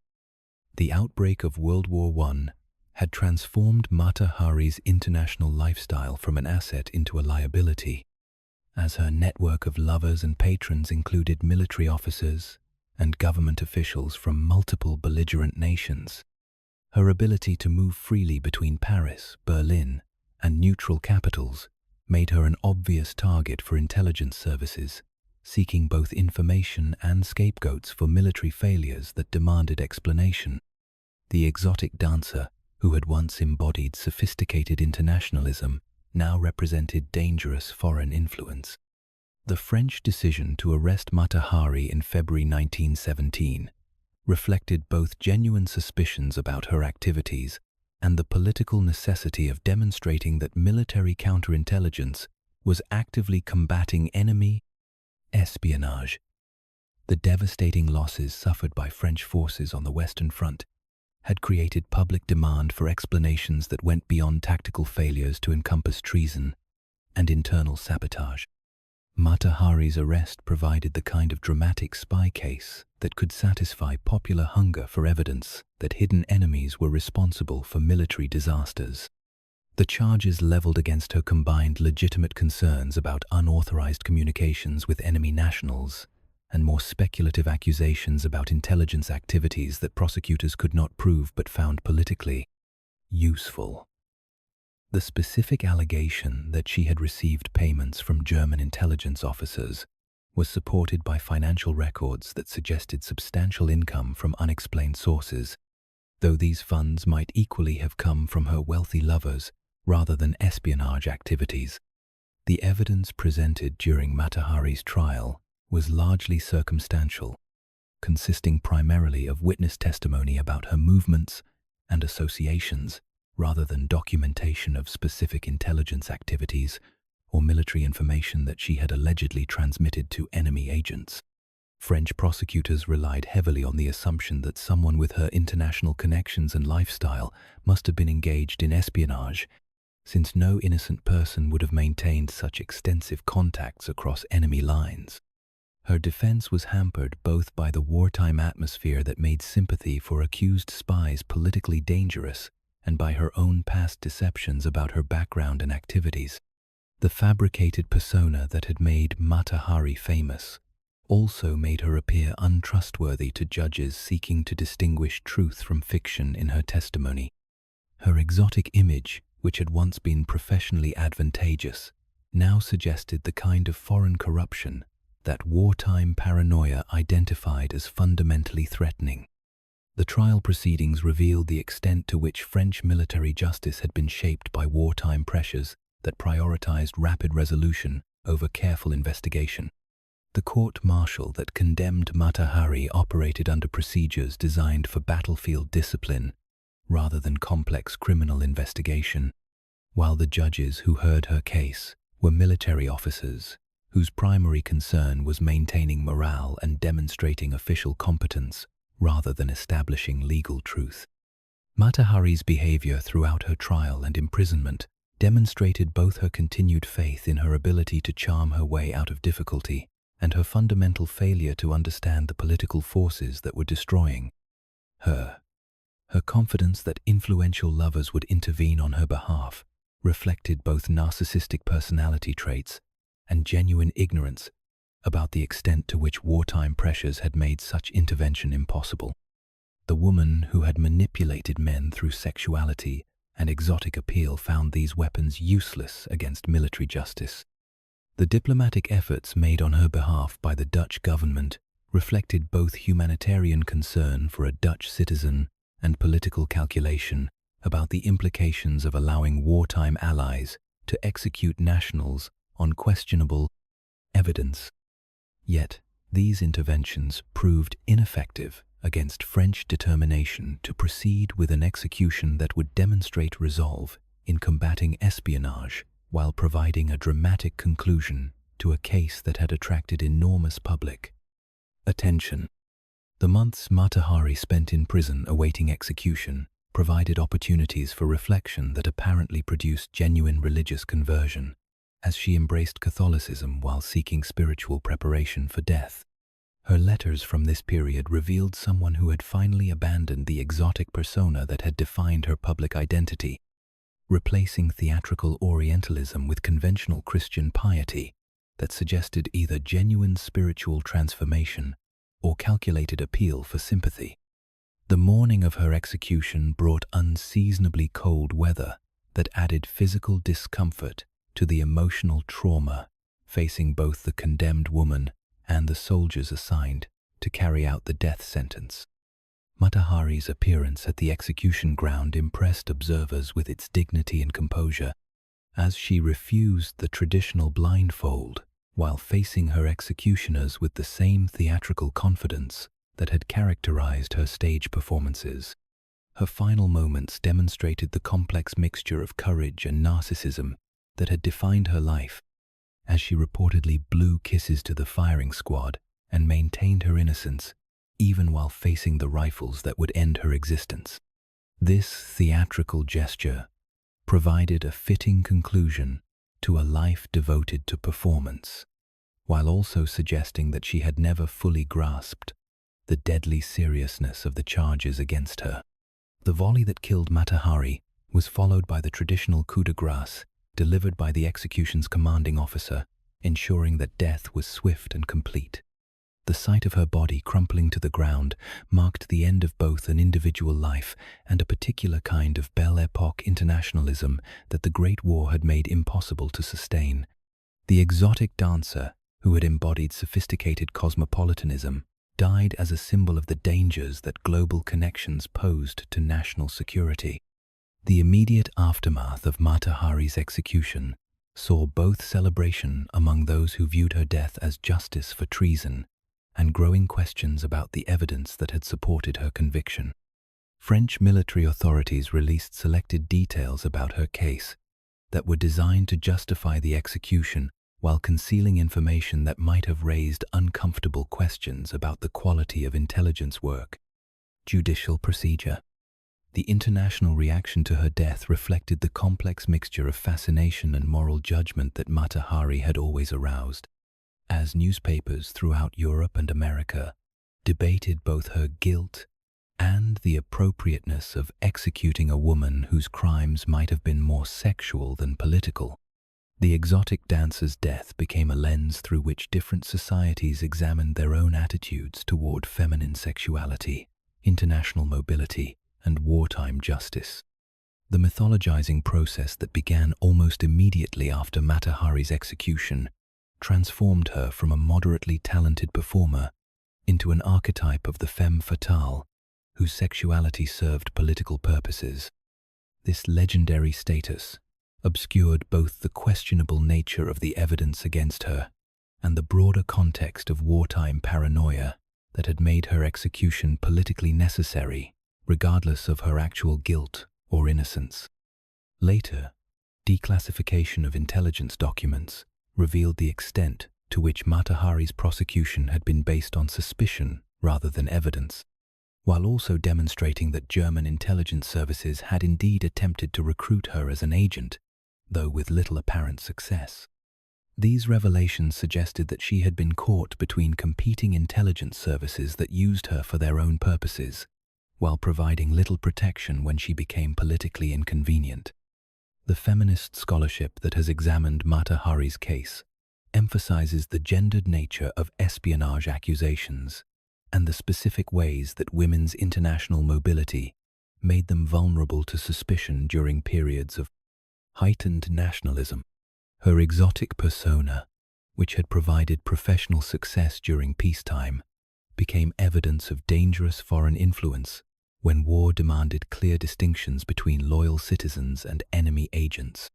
The physical location where Mata Hari died has been preserved as part of the Château de Vincennes' historical significance, though no specific monument marks the spot where she fell before the firing squad.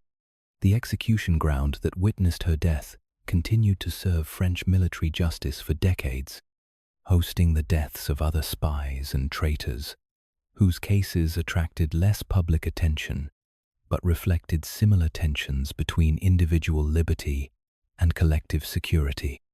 The evening that settled over the fortress of Vincennes carried with it the memory of a woman whose life had embodied the possibilities and dangers of early 20th century cosmopolitanism. Her death, marking the moment when the Great War's demands for absolute loyalty made international sophistication synonymous with potential treason. The morning fog that enveloped the parade ground seemed to hold echoes of her final performance, a theatrical gesture of defiance that transformed execution into entertainment, while obscuring the tragic reality that fear and political necessity had demanded another sacrifice to the gods of war.